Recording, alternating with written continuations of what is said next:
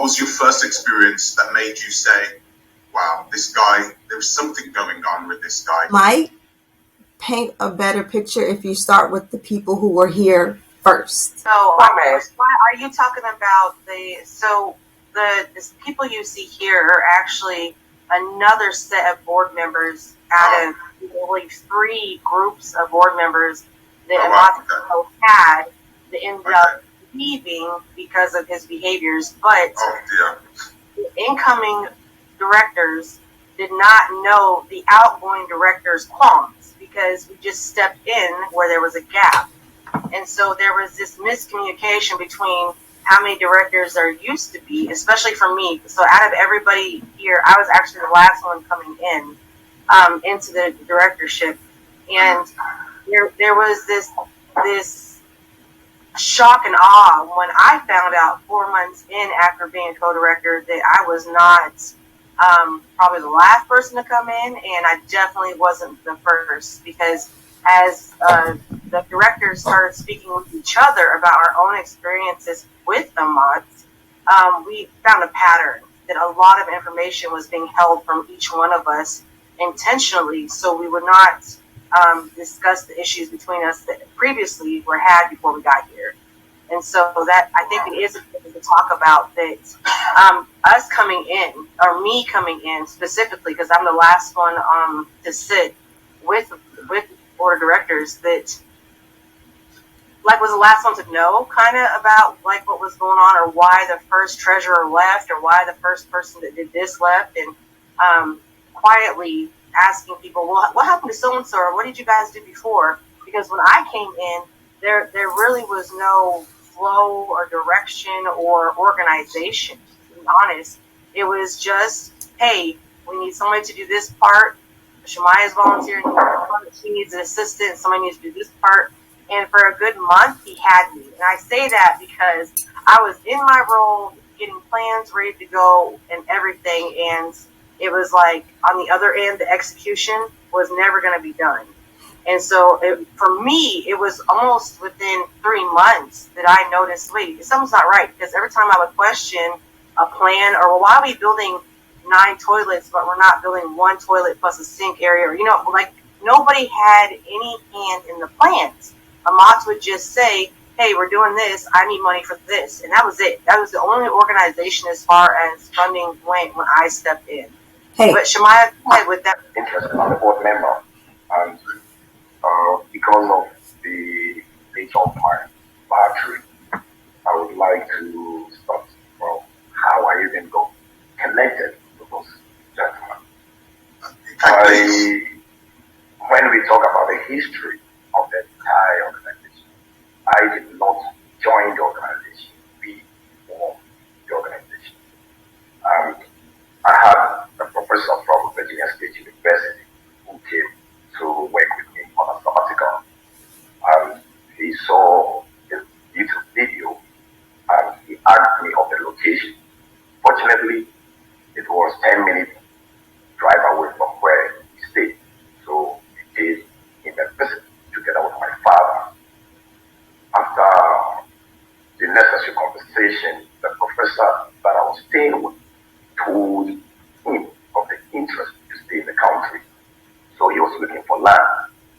So Ahmahtsiyahu also approached that he was also interested in land. We first took him to my area. We have a queen mother. It was even my father who took him to the queen mother. All the necessary arrangements made, but it wasn't successful. I took him to the current land that we are talking about. I went to the chief, I spoke with the chief, and I came to you that the first was a failure. Let's give it a try, because he has shown me his intention to build up this eco-village and sustainability and all that. So I said, okay, let's come together and do it. After all necessary conversation, the chief agreed to give 24 acres land to him to develop with his people from diaspora. Fortunately, that was the period that Ghana had the year of return, where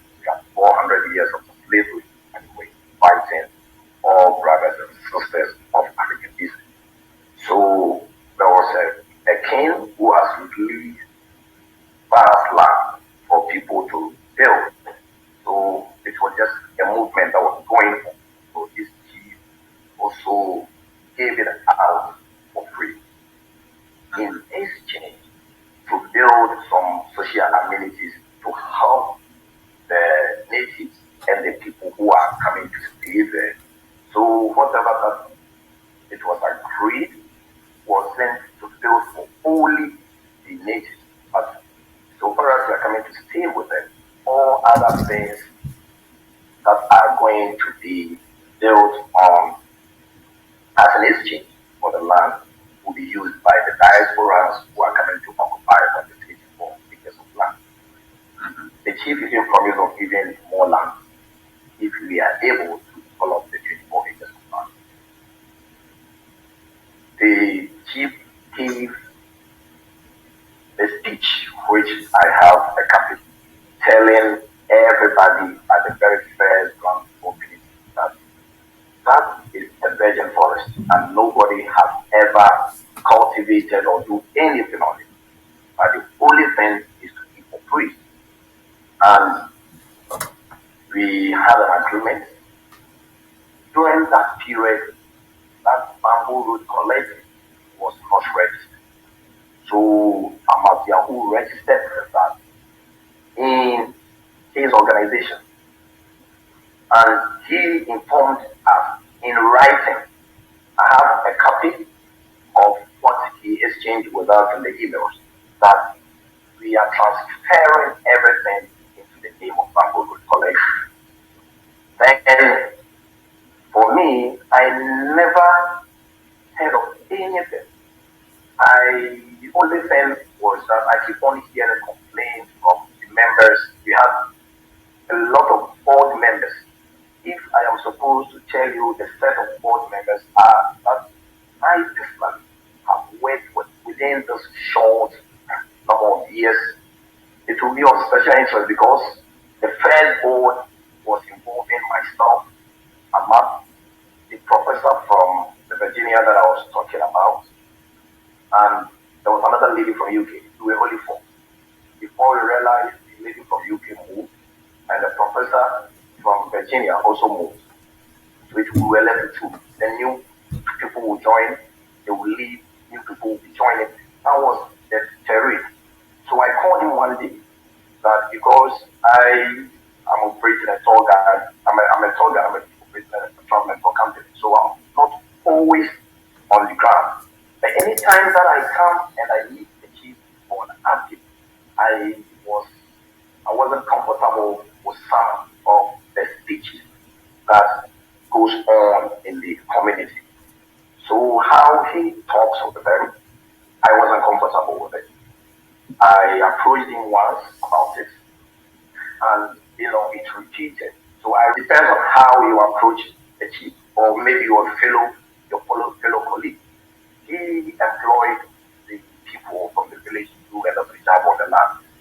So in terms of payment, in terms of sacking you from the workplace, you are not informed.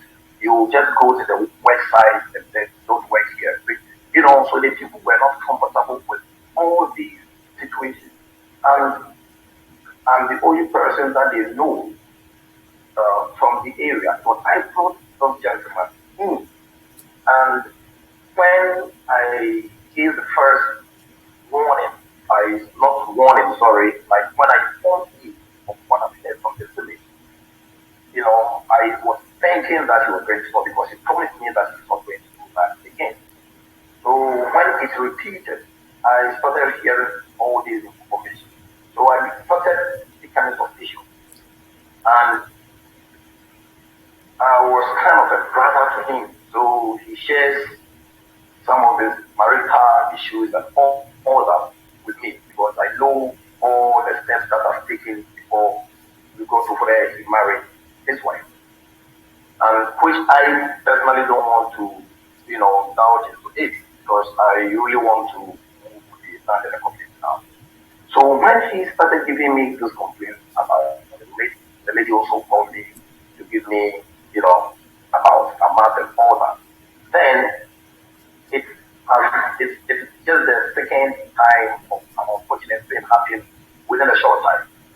So first was the disrespect to the community, and I'm also sensing the marital issues. So my mindset started changing about who I was dealing with. But I was a little skeptical. I kept it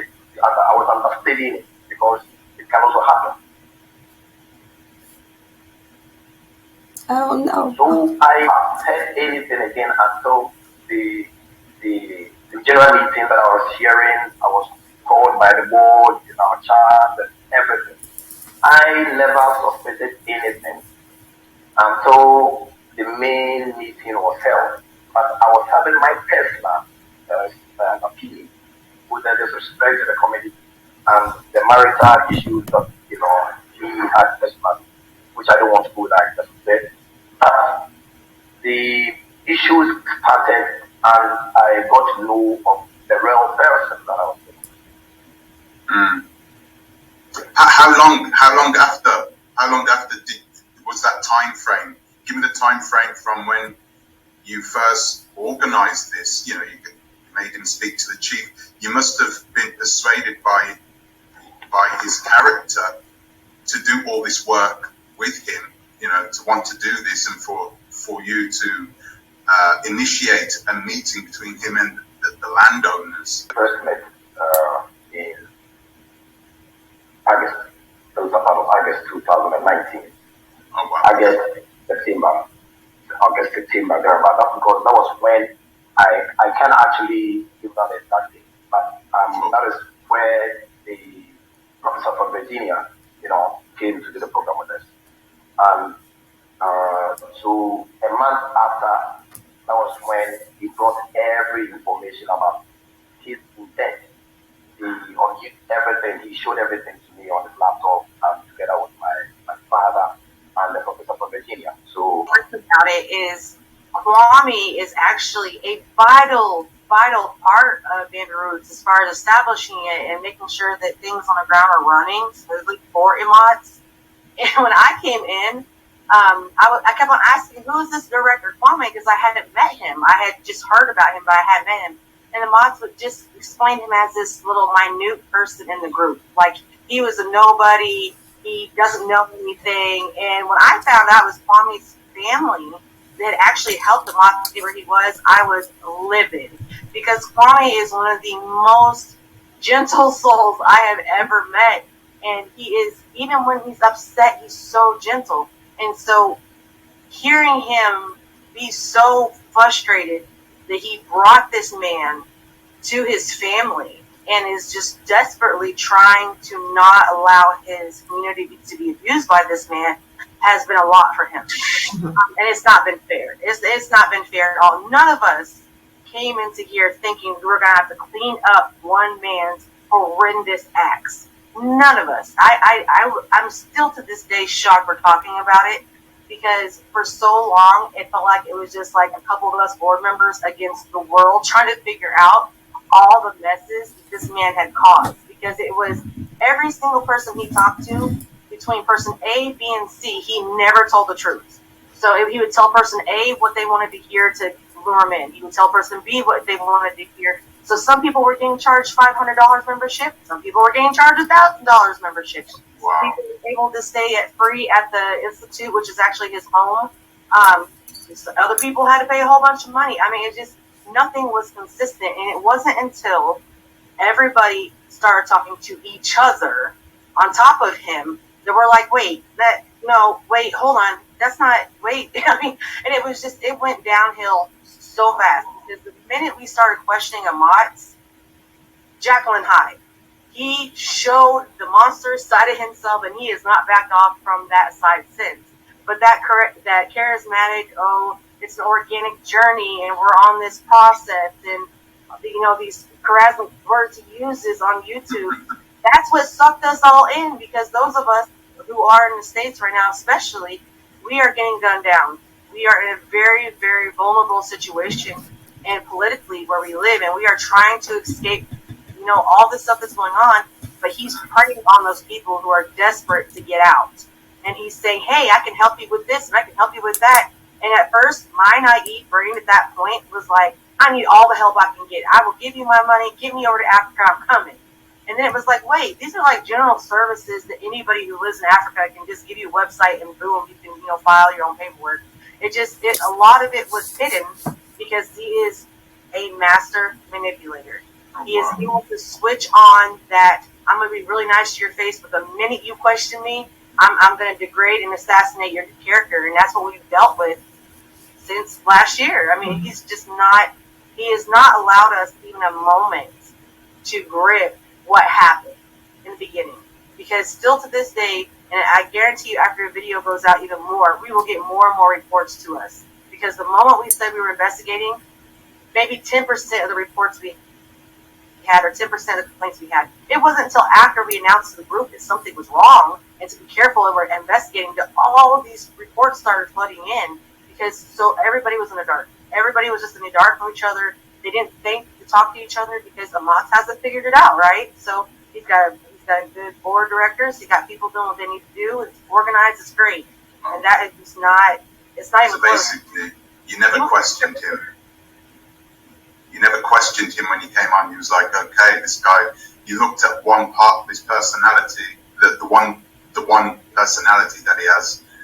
It sounds as if I don't even like making these types of comments, but it sounds as if he has some sort of antisocial personality disorder. He feels as if he can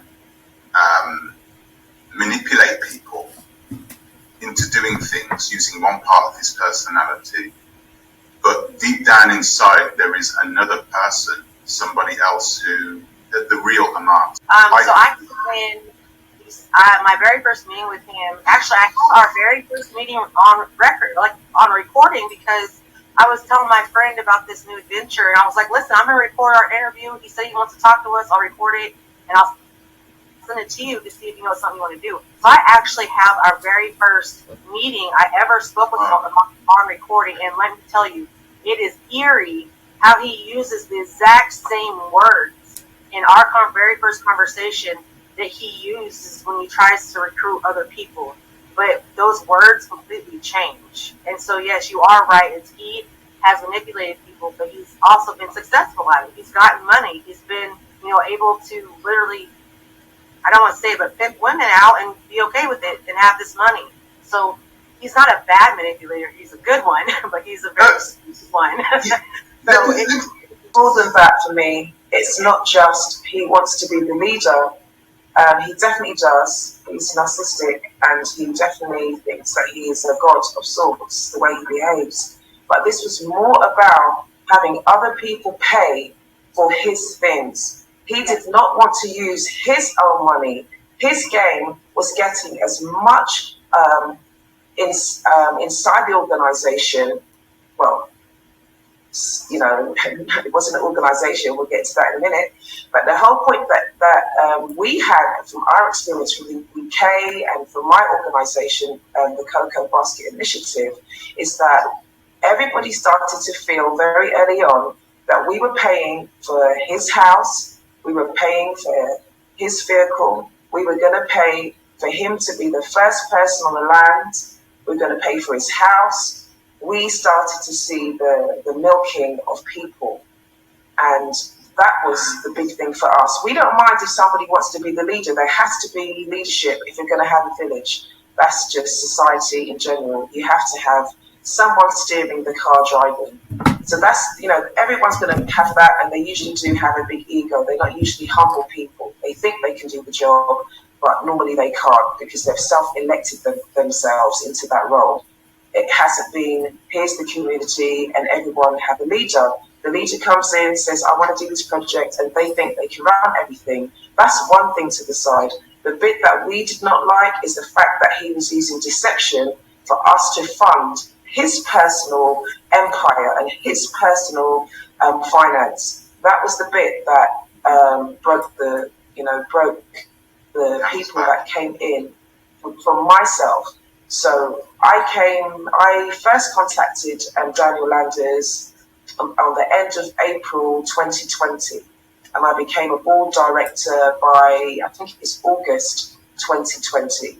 So out of who's here, I'm the oldest remaining board director. Mm-hmm. And when I came in, it was not even planned. I have my own organisation that was coming over to Ghana to build an off-grid village. A friend said, "Oh, there's someone that is doing something down in Cape Coast. he has connected with the chiefs. You may as well speak with him, get an introduction to the chiefs, so you can get your land. So when I came in as an organisation, not as an individual that was looking to get land. And I spoke with him. He was so enthusiastic. He was so happy to be meeting you. You know, he made you feel welcome. He made you feel like, yeah, you know, we've got so many things in common. This is going to be great. You know, as two sister organisations, you know, it would be brilliant. And then he started to ask me, well, how many people do you have? And at that time, I had more people than he did. And little did I know, he was just rubbing his hands together because it was going to mean that if he could convince me to get my members to join his collective, that's membership. I think at that point it was it $250? Whatever the membership was, I immediately could bring 10 people in, and he was hoping that I could bring all the rest of my people in. So at that point, he said, yeah, you know, when you come, I'll introduce you to the chiefs, and, you know, you can do what you need to do. But then he's introduced bamboo roots, and he just got the 24 acres of land. So when I came, he just got the 24 acres of land. He was going through the process of getting that registered with the land registry and having the plans to develop this land. So I came in right at that point where he had just got the land. And at that point, I did not know that it was registered under his own personal NGO. This information was not openly given with context. So what I mean by that is, when I I asked to see the papers. When he showed me the papers, I saw the name Adam Vizera, but I did not understand what it was. And I did not understand that Bamboo Roots Collective was not registered. And I did not understand that there was no memorandum of understanding between the two entities. And his language changed. You know, he said, yes, this is a organization with a board of directors. And then later on, he changed it to, it's a brand. I thought, hang on a minute. You can't be a brand and an organization. And I challenged him and said, a brand is just a name under which something is promoted. This has a board of directors. This has bylaws. This has relationships. I said, this is an organization. So that started to confuse me. But you weren't getting straight explanations. However, the first time I felt something was wrong, and the members that came through the Cocoa Basket Initiative thought something was wrong, was quite early on, but you couldn't put your finger on it because he would start a conversation with answering your question, and then he would put spin on it as to the benefits. So he would partly answer the question, and then he'd be like, you know, I'm minded not to get bogged down in these things because what we're trying to achieve here is, and then he would sell the dream again. So when I asked for how are the members going to get their portion of land, what are the mathematics? How can someone walk in 6 months down the line, only have paid their membership, not pay towards the development of the land, and be handed the land? I asked for structure. And when I asked for structure, he said, well, you know, that's not my strong point. That's what the board of members are here for. You know, we can work that out. You know, when we get to that bridge, that was one of his famous ones. When we get to that bridge, we'll learn how to cross it. So you were kind of dangled, waiting for the end of that conversation, which is when you got to the bridge. And I started to get tired of this bridge because this bridge was never coming. So when I kept saying, right, I want to see this, he would quickly, because he could see I was going to be taking a good portion of members away with me if I walked, he'd quickly that night get something together on paper and say, oh, here's a draft. These were my thoughts. But then that draft went nowhere. So that's how he kept people strung along for an extended amount of time. And then when eventually someone had a big argument with him because they were asking for more accountability, more details, more plans, more structure, I kept asking, how do you get from A to point Z? And at that point, he would then go to other board members and character assassinate me. Oh, I don't think Ujana's, a good person to help us fulfill this dream. He would go to somebody else and try and overrule me, either on an individual issue or to get rid of me altogether. And I took the stance of, no, you're not going to get rid of me, because I have just encouraged so many people to join. They've paid their money. We want to get what we paid for. So I was trying to hang on until the point where the land would be divided as promised and handed to the members who had paid their membership for the ability to have their, I think it's 2 acres at the time. So our plan was to stay with the program, get the 2 acres, and then just leave this man alone. So that's the reason why I stayed from August right up until the very end, when everything stopped. And we did absolutely stop working with this man when we realised the extent of the abuse of women, the extent of the abuse of his wives, the extent of financial abuse, the extent of manipulation, the extent of fraud. Abuse of children. I mean, there is so many avenues that this man is corrupt on. So to say, why did we stay? It's because when the pattern came in, I realised board members were leaving. I saw maybe 3 different sets of board directors leave, and I was the only person left with Kwame. On at least 2 occasions, I was the only director left. And then the other people would be asked to fill in the roles. And the final point was when I asked for the MOU for Bamboo Roots and Ahmahtsiyahu. And it was at that point that I realised that there was not one in existence. And at that point, I was just, my brain just couldn't even compute that we had been there for a year and a half, thinking that we did have a bit of control as directors, because the directors are directors of Bamboo Roots Collective. He carefully manipulated the situation that there were no directors on the actual NGO that had the land in its name. That was the biggest bit of the fraud.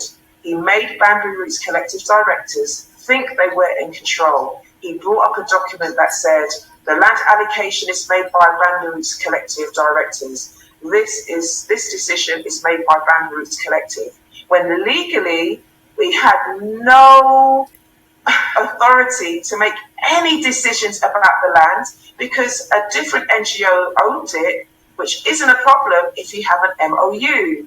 But we only found out late last year, when everything came to a head, that there was nothing there.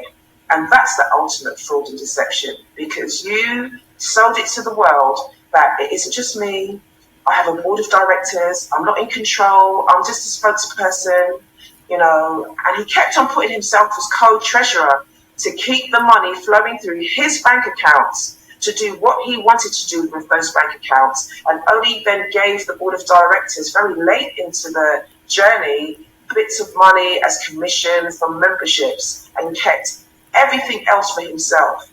We asked for receipts time and time again. I kept asking for receipts, accounts, and every time he would ask for another month.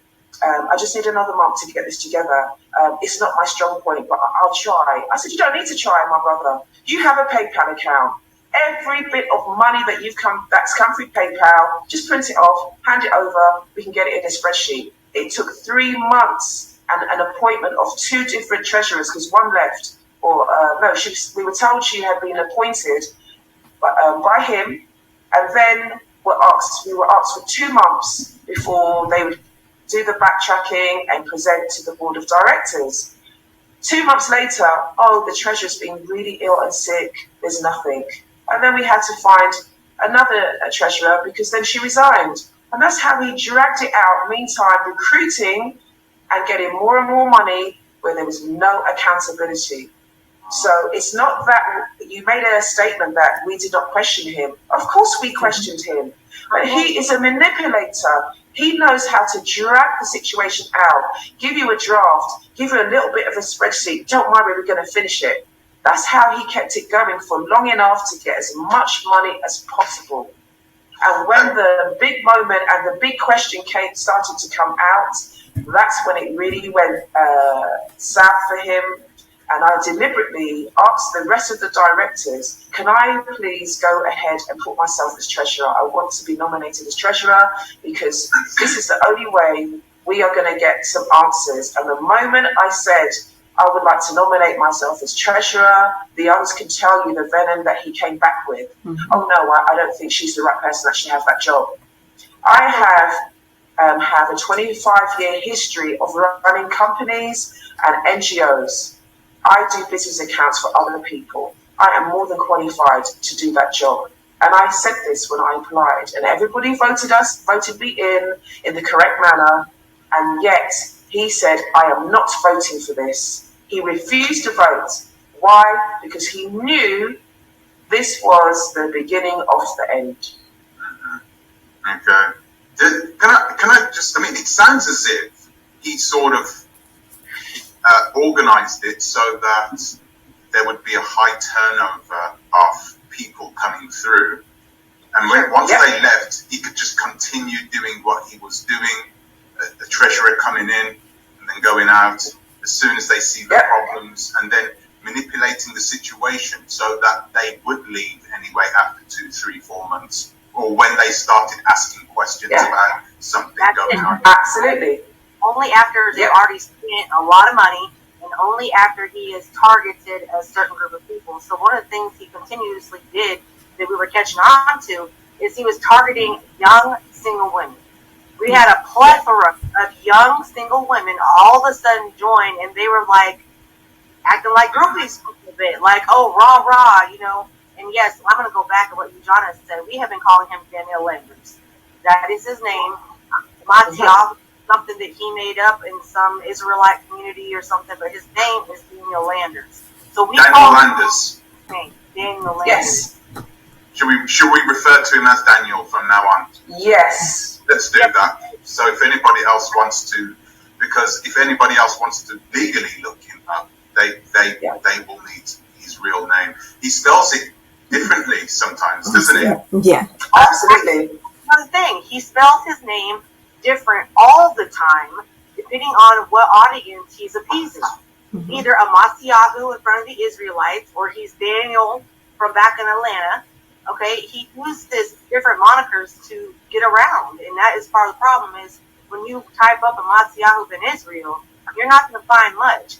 You type in Daniel Landers, and all of a sudden you're going to go through a rabbit hole that leads all the way back to Atlanta into a group. And like, this is one thing that this is where he messed up. Okay, he had the people you see in this picture, including some other individuals. Our hearts were 100% set on the idea, because the idea is perfect. The idea is beautiful, and the idea will die, which is moving ourselves from suppression to the motherland. That idea will never die. However, the problem is if you look at our demographics in this picture, he literally, I started in December, by February, by my birthday in February, he had already hit on me 4 times. I am married. My husband joined, and he was also the marketing director, which he quit very, very quickly when he realized, hey, we had a 3-hour, how long was it, Shemaiah? 3 or 4 hour long marketing meeting, and he didn't care. He sat on his couch, laid down, fell asleep, and then started hitting on me and Shemaiah during the meeting after Emmanuel left. So that was, you asked about timeline. The very first time he gave me an innuendo, and I can tell you what it was. We were having a meeting about sending out different events, like celebrating our anniversary, celebrating members' birthdays and things like that. And I said, hold on. At the time, my office was right next to my bedroom. And I said, hold on, I need to go get a pen out of my bedroom. And he perked up and he's like, well, I don't need to know what you're doing in your bedroom. And that was so incredibly inappropriate. I was like, I literally that night sent Shemaiah a message. And I said, did you hear what he said to me? Because it was like, did I just hear you correctly? Like, did you really think that was an appropriate joke? We are directors of an organization with lives on our hands, and right now you can't listen to anything we're saying, but you can say that. And that was when I personally was like, no, this guy, something's up with him. And so we're talking maybe 60 days after I joined, I already smelled what was going on, but I did not know the extent of what had happened until I went to Shemaya and I said, Shemaya, I've got these concerns. And she was like, well, wait, he's done that to me too. He is tried to accosted me as well. And it was like, wait a minute, how many people has he accosted? And we go back and it's like almost every single woman has experienced some type of innuendos being hit on from Ahmad. And then we go to find out in our investigation that he was using donation monies to help fly women from out of country to him to be part of his harem. He wasn't trying to build an organization. He told me at 2 o'clock in the morning one time, because we're in different time frames. He told me, he was like, oh, this is definitely my beginning. I'm at least having 4 or 5 wives. And I thought, well, maybe you should tell people in the beginning that you're poly, because a lot of people like me who are married, single, it's not something that we run across often, and it makes a difference on how we approach people, especially in a man who's trying to hit on you, and he's married, he just got done having this fight with his girlfriend, and then he's saying this to you. I was like, wait a minute. It was really, he's messy, and what happened is the 3 women you see in this picture, we are not messy. We are educated women, we are smart, and we are strong. And the minute we started contacting each other with our concerns, it all unfolded, and it unfolded so quickly. We did not even have time to hold on. By the time we got done discussing one person's complaints, 5 more had came in. And so at the end of the day, everybody except for his family and maybe 2 of his fans were dissatisfied and did not want to work with him because he is a predator. That is that he was preying on single black women who want to get themselves away from the countries they are at. And so when he discovered that I was actually, he knew in the beginning I was married, but I think he tried to test to see if I was happily married by the way he used his innuendos, if you understand what I'm saying. And when my husband came on the scene and was like, hey, bro, we're not doing this, automatically, it was like he cut communication off with me. He didn't have anything else to do with me, and he did the same thing that he did to Jana and every other board member. He began his smear campaign of character assassination in all ways. He did it on the internet, and the part of the way he's doing it still is, I do believe to this minute, you can go to Bamboo Root's collective website. The director it's has gone. It's gone. He recently shut it down. He recently shut it down. Yeah. It's been over 9 months that we requested all of the directors in that website be taken down because he was using our Facebook to represent an organization that he had that he's not even a part of or exists. So it was like, when you talk about selfish, you said the word selfish, and I was like, there's so many things I could tell you about his selfishness. It's funny. For example, the board said, hey, you're under suspension. We had not even terminated him. We just said you're on suspension until we can figure out what has happened. His immediate reaction was not, I'm sorry, or what can I do to fix this, or anything. He said, well, any of the money is still coming in, I want it. That's all he had to say. Mm-hmm. He just wanted the money. This is after he got suspended. And after we told him what we knew, instead of saying anything like that, he said, I demand that I get the membership money that's still coming in. And he had all these demands, and it's just absolutely insane how narrow-minded he is when it comes to what he wants and how he's going to get it. See, now he knows nobody's his friend. So now he's doing the opposite. Now he's trying to threaten people, and now he's trying to scare people, and, paying the police off in Ghana, doing all these vicious things because he knows his vice is over with. He knows that he can no longer continue to manipulate people, and we have not gone away. The 3 of us right here, we can call each other any minute, and we are ready still to fight for our people, because at the end of the day, we're talking about over 200. We're not talking Ghanaian money. We're talking U.S. money. At least that I calculated on when we started getting the things in back in July. He has at least had over 200,000 U.S. dollars in his hand. We have not one building built. We don't have one toilet system built. There's a wall out there that he locked up so that the locals can't use. I mean, it's just absolutely insane. When you think about everything that's happened, you would have to break it down month by month, because literally that's how much damage he did. It's absolutely insane.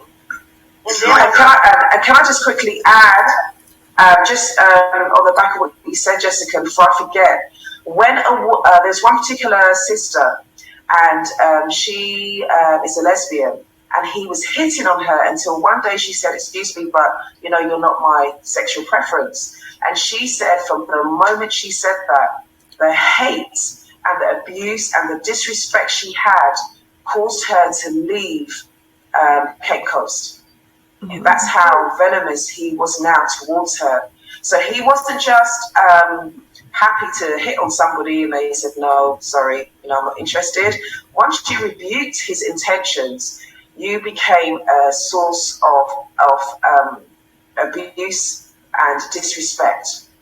So I just wanted to add that in, that it goes further, that his mind and his behavior pattern, I feel, is bipolar, and I feel that he really thinks he has the right. The theme you're going to get from people is that he has the right to judge you as a person according to his needs and his standards, and he has the right to disrespect with no apology. There's no remorse, there's no judgment on himself, that we live in a world where it's diverse and, live and let live. He doesn't do that. I just wanted to add that in to what you said. Yeah, not only that, he is very scared of men. Let's talk about it. So anytime a male specifically would question him on a plan, or why are we doing this, or suggesting let's do something else, he would do his best to oust that man. And that is why most of our membership has women, because he finds them as a threat. And it's so much of a threat that I kid you not, the minute an ex-director, I'm not going to say his name because I don't know how he feels about the situation, but an ex-director, a male, him and I had a 2-hour-long conversation about the way Ahmats did him so bad. He brought his construction company to Ahmats, and they were the ones who were supposed to be building the homes on the land. And Ahmats manipulated the guys, the old director, his partners, 2 of his partners, tried to, let's say try because he didn't succeed, but he tried to manipulate them and separate the guys. So that way he could have the construction company of those guys himself, and he ousted the male director that brought those people into the group. And so when you talk about the type of predatory behavior he had, John is right. It's way beyond just, hey, I'm going to hit on you, but he preyed on everybody. Okay, not just women, but with the men, it was even worse. We're talking about character assassination. We're talking about we had this big old long meeting. He didn't do anything about the marketing with Emmanuel specifically. And then when Emmanuel asked, "Why is none of these tasks done?" you know what his answer was? "Well, I don't think you have enough passion." So this is how he dismissed people. It's like, "Oh no, you're just not quite in it, and you're not working hard enough." That's how he would do the men.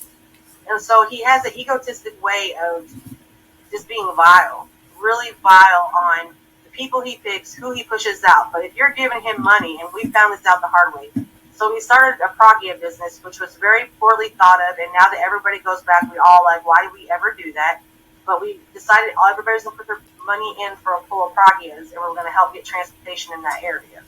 And in the midst of all of this situation, he literally, when we had this great divide, we'll call it the Great Divide, and that's when everybody knew what he had done. He picked out the people who had donated the top amount of money prior, and had separated the group of only high investing donors to continue with him on his journey after all this happened. And so the few people who are with him happen to be the people who get the most amount of money that he was able to swindle and swoon and manipulate to continue with him. And those are the people right now who are supporting him still. In addition to the new people that he's brought in, still using YouTube. Are they on the board, these new people? We don't know anything about what's going on in the world anymore. We have been completely separated from him. Like John has said, Bamboo Roots did not even exist. It still doesn't. It still does not exist. He never filed not a drop of paperwork on Bamboo Roots. He just said that Bamboo Roots was filed under his NGO, Ahmahtsiyahu. But none of us have anything to do with Ahmahtsiyahu, and that is a cloak for him to work under. Oh my goodness. I've got... And just to say one more thing, we could be here all night saying one more thing, by the way. because Oh this my. is so big. The other thing, the other thing that I think is good to just say is, because we're talking about his manipulation at this point in time. His manipulation went so deep that the people he signed up under Adam Vazira, under work permits, because you're allowed to do that, he gave volunteering, work and residence permits. So imagine people have landed in Ghana, they have signed up as members, he's given this promise, don't worry, I can give you a work and residence permit. He does this under Adam Vazira. And I'd like to say two, definitely one person that I had a very long conversation with. They were a member of the board, and they also were accosted as a woman. But when the person left, he threatened that board member that if she or he revealed what it was that he was doing, he was going to revoke her residence permit and have her deported. So when I say manipulation, it goes way past that. He will threaten your actual safety, and he will use, and he has used, the threat of the work permit to silence people. There are other people who are not on the board but had a work and residence permit, and when I tried to get statements from them or ask them for information or say, could you come to the police and make a statement, could you do this, could you do that, they said, I can't, because he's going to take away my work and residence permit, and I already have a house, or I already have this, or I can't afford to pay for another one.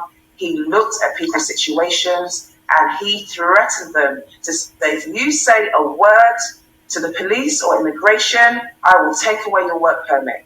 And that, to me, it sickens me to my stomach. Well, and ultimately, he lied to the board in an emergency meeting and had us try to vote to deport somebody, and we had no idea what was going on. Wow. Shamaya, can you touch on that? Say it again. Can you touch on how he came to us with false information about a member and wanted us to vote to revoke his permit? Mm-hmm. Yeah. So he told us about this individual and said that he had created a problem for Bamboo Roots Collective, and that he had actually been arrested once in the past. That he was selling gold. He told us the individual was illegally selling gold. How he knew that, I don't know. But he told us. It wasn't true. Yeah. Of course. It wasn't true. And then, later, a few months later, I don't remember how long later, he came to us again and said that he's been arrested again because he had a small amount of marijuana, and he was arrested, and this situation looks bad for Bamboo Roots. So he was suggesting that we go ahead and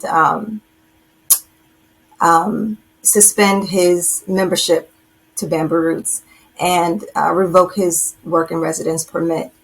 What we didn't know is that the first time that person was arrested, it was because of something that Daniel Landers did at the immigration office. It wasn't even something that it wasn't even their fault.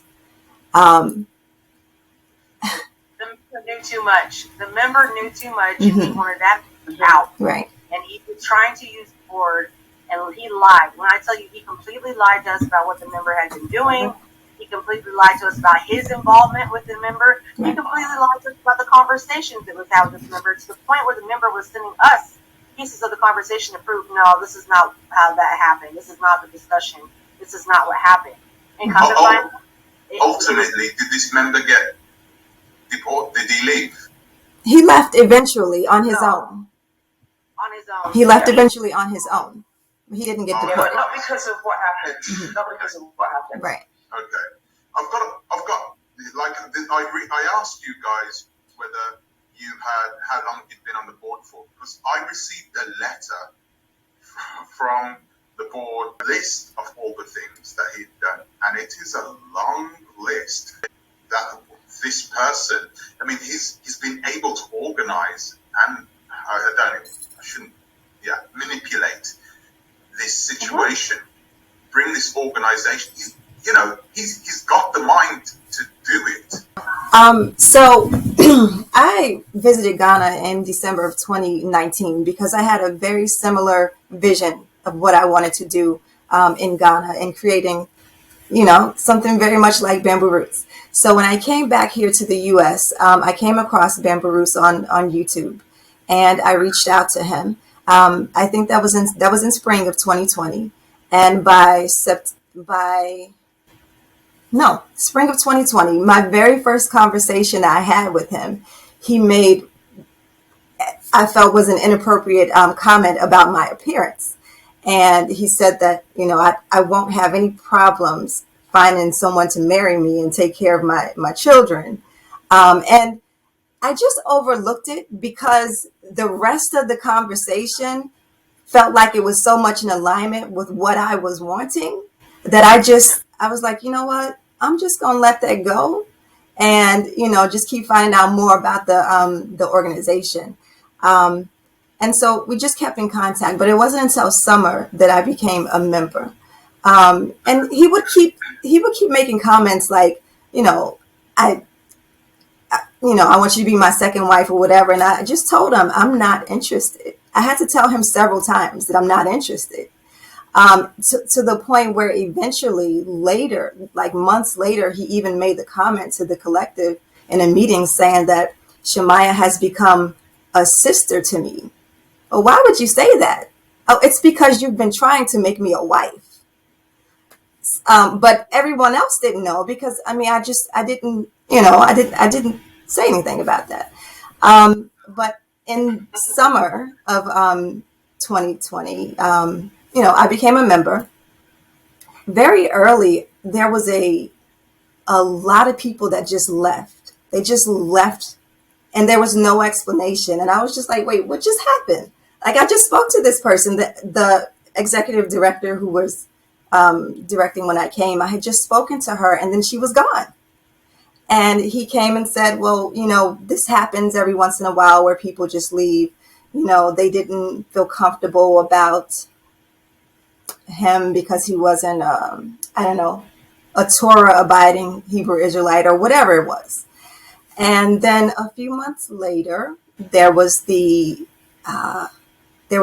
audio that someone had put in the chat where Amma and Daniel Anders were having an altercation. There was an altercation where there was a recording, and one of our members was actually in the house at the time, and her daughter, a few more members were there as well, and a new set of members came to visit, and so they had to actually go and grab all the women from the house and take them to a safe place.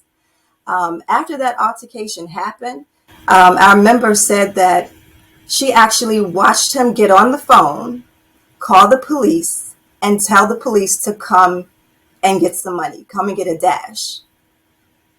And that's the way that he is able to keep himself out of trouble with the cops, because his wife at the time, she did go to file a report, and other people who were there filed a police report, but nothing ever came of it.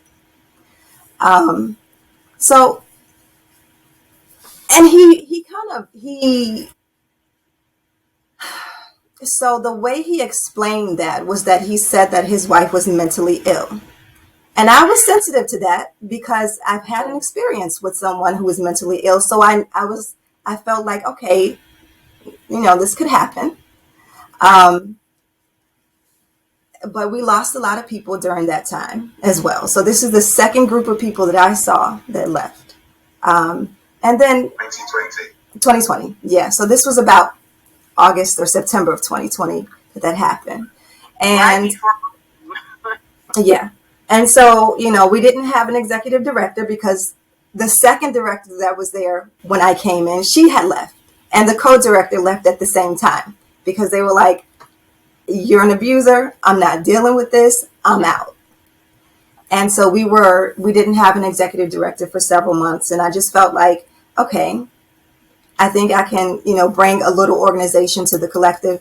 I would like to join as the executive director. And so I did in November 2020. And right when I came in, my first questions were, okay, what's going on with the finances? Like, where are the records? Where are the records for everything? Where are the records for the services that are being provided? Where are the records of the guests who are coming to visit? Where are the records of everything? Where are the receipts? What's coming in? What's going out? And I got the same, we got the same thing every single time. This is not my strong point. I'm too busy. Things are just happening too quickly. I can't, it's too much, but just be patient with me. And so we asked him for records multiple times. It was repeated. Literally any record. Like, do you have a list of all the members? Do you have a list of how much expenses you had, or how many? Because mind you, nobody but him ever touched the money. Let's be clear about that. We never had an organizational account where the directors could allocate money out. The account, all the money went to his Zelle, his PayPal, and his Venmo, and his pay, and everything. Well, else is it? Cash App. All that went to his accounts. Nothing was ever accessible by anyone else, ever. Yeah. Still to this day. And, and we just kept losing people, especially, and we also noticed that we were losing people who were really active in the U.S. or the countries that they were coming from. And as soon as they got to Ghana, they were done. So we were like, what's happening once people get on the ground? And he explained to me that, people are going, they're getting with the other diasporans that are there, and they're just kind of falling in line with them and don't want to do, they have something established already. They already have businesses. They already have, things to do. So they're just with this other group. But that's not really what was going on. They had up close and personal experiences with him that they just could not deal with anymore. The directors were mostly not in Ghana. That was something I realized too late, that we were estranged from the situation. There were things that we would not be able to prove and not be able to access. So, for instance, we asked for a bank account that was for the whole organization. Now, two things. That would have exposed Bamboo Roots was not an entity, so he kept away from that. And two, you need to be there to sign for the bank account. So he kept the directors remotely for the most part, because then we couldn't even have the ability to get access to that money and get to that bank account and also sign for Bamboo Roots as an entity. These things I realized after the fact that was also part of the strategy. Absolutely. Right. And even Kwame is there to be able to do something. Kwame is on the ground. Exactly. On the ground and he could do it.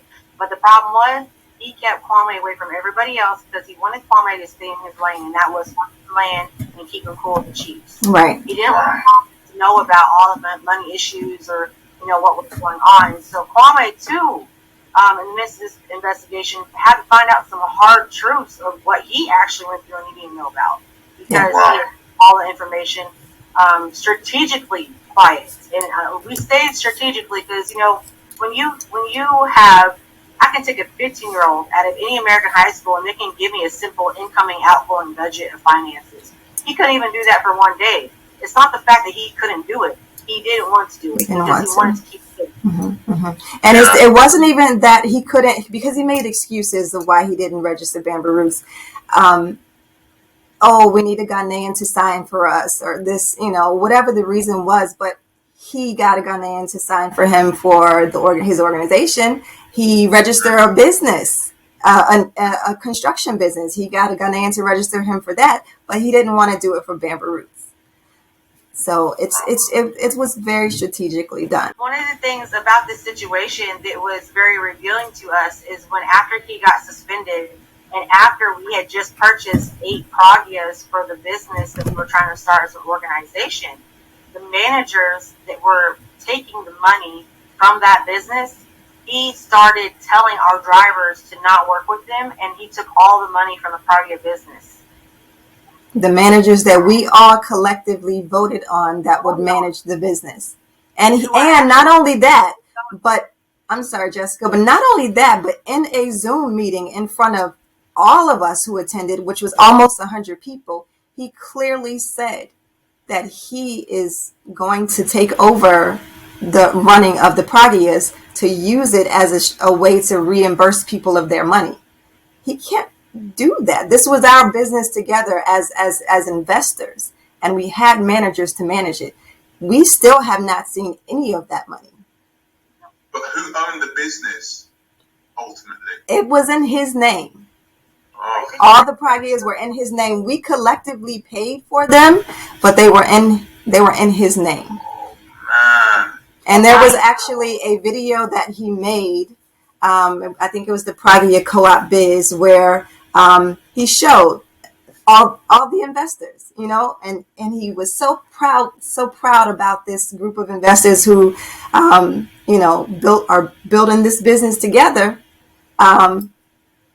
But then as soon as we exposed him, he just, he took it over.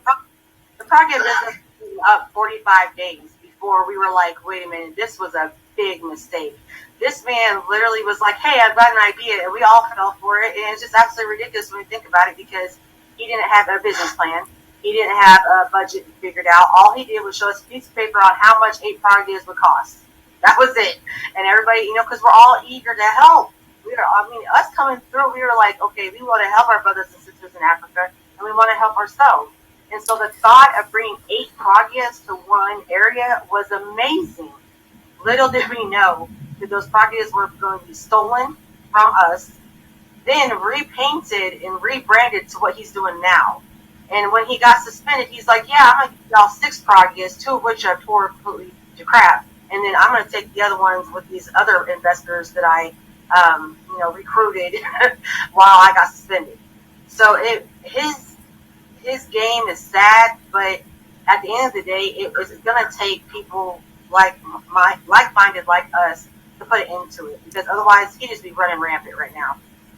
Rinse and repeat, rinse and repeat. How is this going legally? Do you have lawyers? Are they working on things to try and get a hold of the situation? That is difficult to say, because we are playing chess and not checkers right now with this meeting. Okay, you keep your cards close to your chest. Okay, so what I can tell you is that he's going to be held accountable legally sooner than later, and it's going to be in one of the most shocking ways that he can think of. That's what I can tell you right now. I imagine that it will end in a deportation, and I imagine it will end with him serving prison time. Because for me alone, by myself, I have donated over $1,500, and I don't have a piece of plot of land, and that was what I was supposed to pay for it. I'm not happy about that. I'm not at all. That you took my hard-earned money and you were making yourself fly over here to another country to get your ex-wife to use her for her stimulus money, by the way, and then get rid of her. Oh yeah, he used her up to that stimulus money. And me and Shemaya was even like, you know what? She's probably here because that's when we got the child tax credit here in America. It was like around $300, $400 something a kid. And all of a sudden he went and did a fundraiser, used the money to go get his ex-wife, brought her back. But then when that stimulus stopped, all of a sudden that ex-wife disappeared too. So it's like My goodness. tax fraud, absolutely. Embezzlement, absolutely. Just overall land fraud, absolutely. He's going to get hit for every person that he has done wrong, period. It's been a long, slow process, even gathering the information. All the people you see here, we all run our own businesses. We have our day jobs. We have other things we have to do besides digging through all the information that he left behind for us to pick up. So it's been a long process getting lawyers involved and getting them just a glimpse of what happened. Just explaining the whole picture is ridiculously hard. I just wanted to say something. I'm sorry.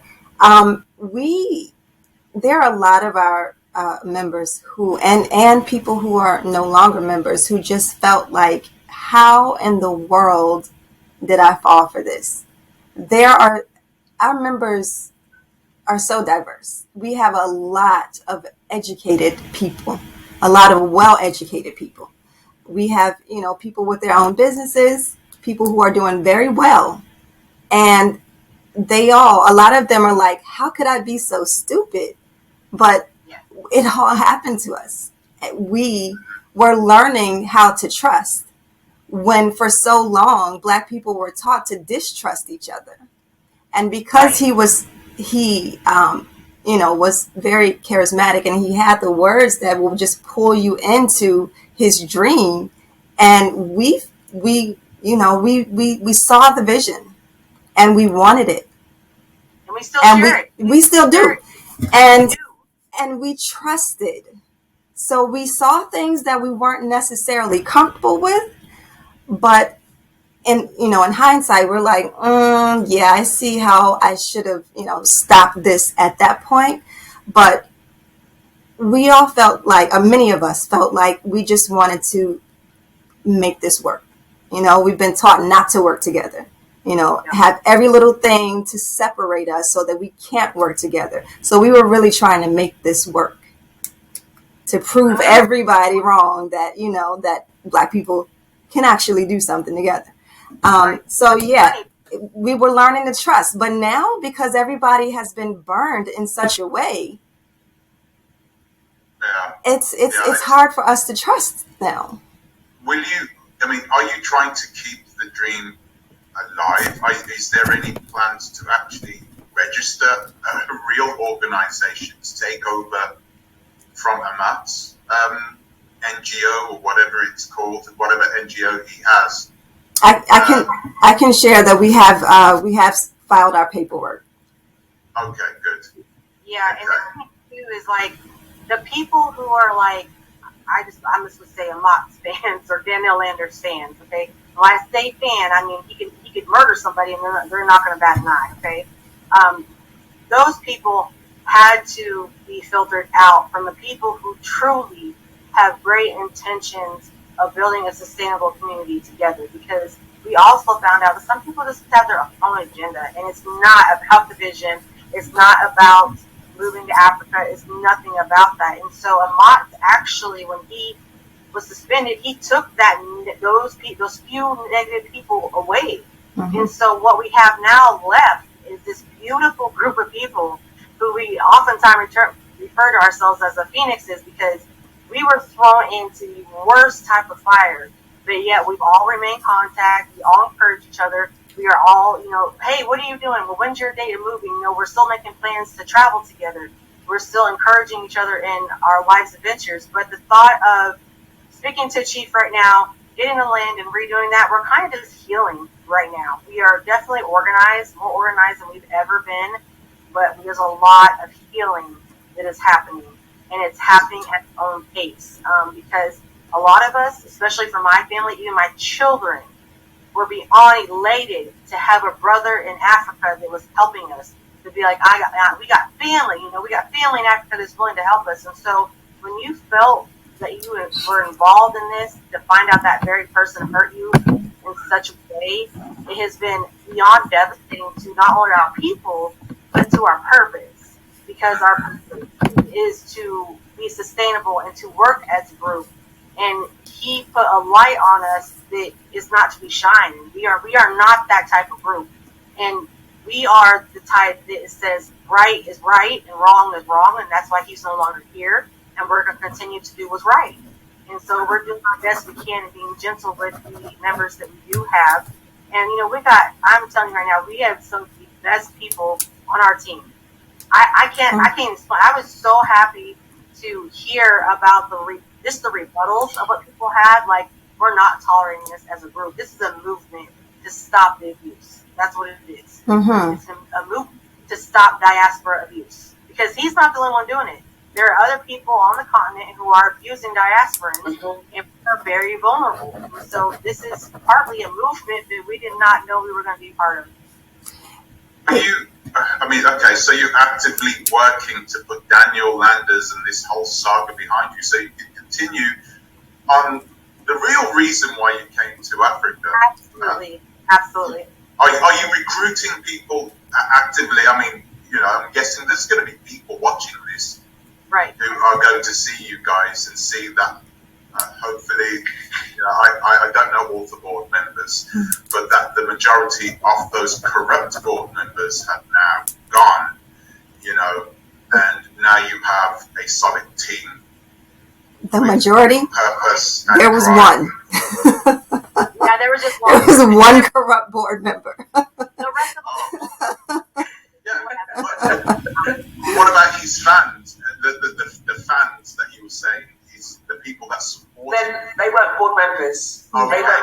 members. Oh, okay, I didn't They know brought that. the money. They were bringing the money. Oh, Half of okay. them, half of them are actually related to him. So, you know, Oh, Or they know him from where he used to live. They've known him for a long time. in Atlanta. No, in St. Croix. Is he from the islands? No. so here, Well, he's moved around. he's been around. A little background search will tell you that it looks like, and this is assumption because I don't have him in front of me to verify. But if you do a short background check, you'll find out that it says that his dad was possibly a military member and located in St. Croix, and that he's retired, and that he may actually come from a little bit of money. We're not sure, but he has done this group type collective get money thing in at least 3 different countries and 3 different areas. Okay. So yeah, I was searching for Daniel Landers and with 2 eyes. Yes. And Is that the way you spell it, with 2 eyes? yes, D-A-I-I-L. There's different spellings. yeah, And that's the thing. Because So I he- couldn't find I've seen it with a Y. Yep. and with the IE. So and it's like that on official paperwork. Yeah. Like official government paperwork is different names. Has anybody managed to look off his passport in the official documents? I'd Immigration. love to find his real name. Right. And that's the thing is like, why are we sitting here a year and a half, 2 years, 3 years later talking about who is this person?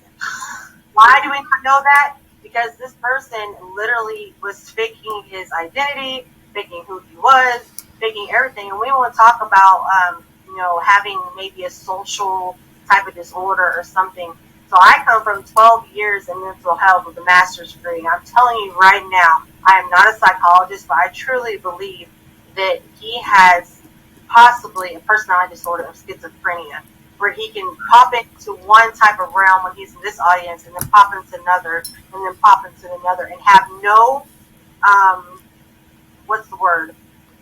recollection of what he has said to who. You ask him twice, the same question twice, what did you say to this person? It will change both times. It will not be the same answer twice. And that makes me think that that something deeper is going on and that he definitely was running from something, and it's just, you can't run forever. It's going to catch up.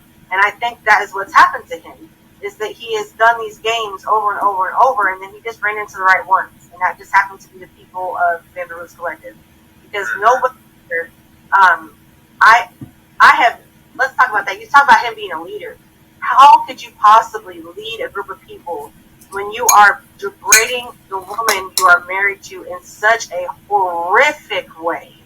This man, literally, I can't call him that, okay? Because the way Alma sounded in that audio is, this is not the first time that he has took her words and degraded her, assassinated her, and made her in a box. Like, oh, Alma, go stay in your apartment, Alma. That's mocking her feelings. That is huge mental abuse. And beyond mental, he was laying hands on people. We're not even discussing the fact that he had this underage girl cooking for him for the last 4 years. We haven't discussed that. So I'm like, when are we going to be able to discuss the actual abuse outside of Alma? Because Alma was only one clip of 5 minutes. What has he been doing for 3 years with these other women? It's horrific.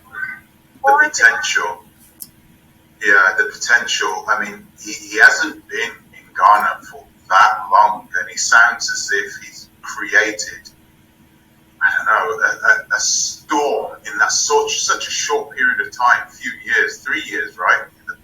Yeah, It has been a storm, and he's pretty he's pretty infamous in not only Ghana but in the diaspora. People know about him all over Ghana, and they will tell you, don't mess with him. They know him. He has run the name of Bamboo Roots into the ground because of his behaviors. The way he treats the locals is horrible. The way he talks to the people that work for him, disgusting. I was horrified to know how badly he was treating the locals when we're supposed to be coming over to create this partnership. The diasporans and the local Ghanaians, we're supposed to create this partnership. And he was treating them so badly. Give us an example of how he was treating them badly. What was he doing? Was he just talking down to them? Not just talking down, but like yelling at them. We even had a report of someone who stayed at the institute from where they said that he kept a pot in his bedroom where he urinated in the pot instead of going to his bathroom, and he had his Ghanaian housekeeper go and switch out the pot for him daily. Why would you have someone do something like this? Verified that too. Did they have heard about it, seen it, or was around it? We have heard, been told about when he made these videos and had these little kids working in the garden for the video, so it looked good, like he's teaching the young kids how to plant, how to grow their own food, but then he didn't feed them. The kids were in hungry, working all day, hungry, and he didn't feed them. So it appears that he's doing a lot. I'll tell you this. There are some people will say, you know what? I think are you sure? Let me back up. We've gotten reports that he's looking over his shoulder everywhere he goes because he knows people are looking for him. He won't go in certain places. He's scared to go in certain places because of what he's done and the enemies that he's created. So, someone said to me, well, it looks like he's still doing a lot because look at the videos. Look what he's doing. It's show. Anyone who goes on the ground to see what's really happening will see that it's nothing. It's really nothing going on. There's not a village there. There's a little structure here, maybe a little thing there, but it's nothing going on. I did see that video. Money was there to make it go on, and that's the part that all of us are so burned. We had gathered so much money between us that we should have 2 villages at this point. Okay?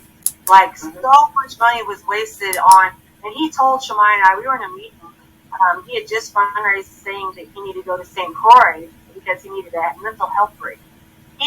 Before he left, or maybe when it was after, I can't remember exactly right, but he told Shemai and I, this was a mission to go get my ex-wife. That was after, because before he went, I said, actually, he started fundraising for his trip.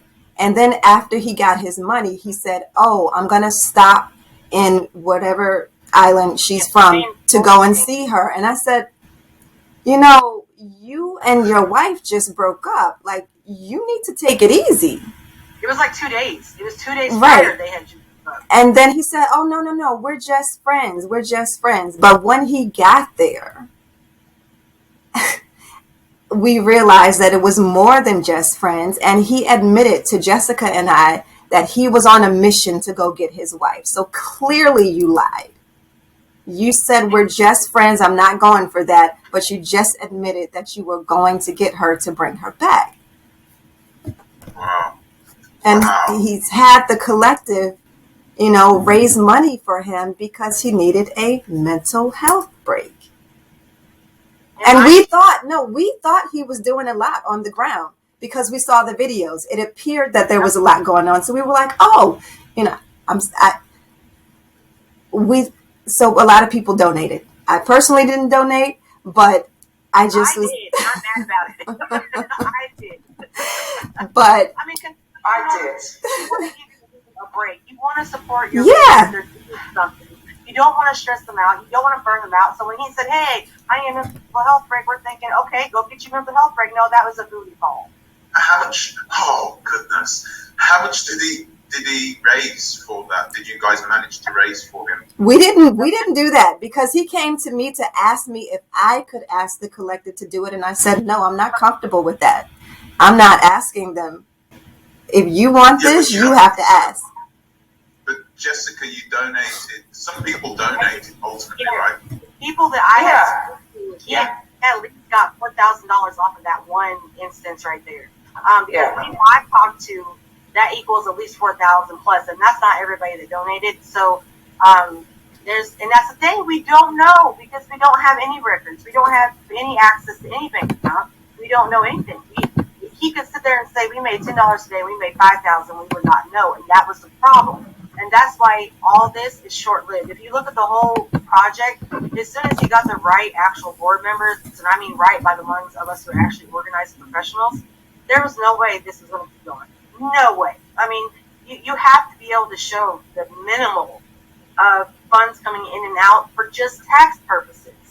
I mean, we are liable on taxes. We claim taxes whether we're an organization or not.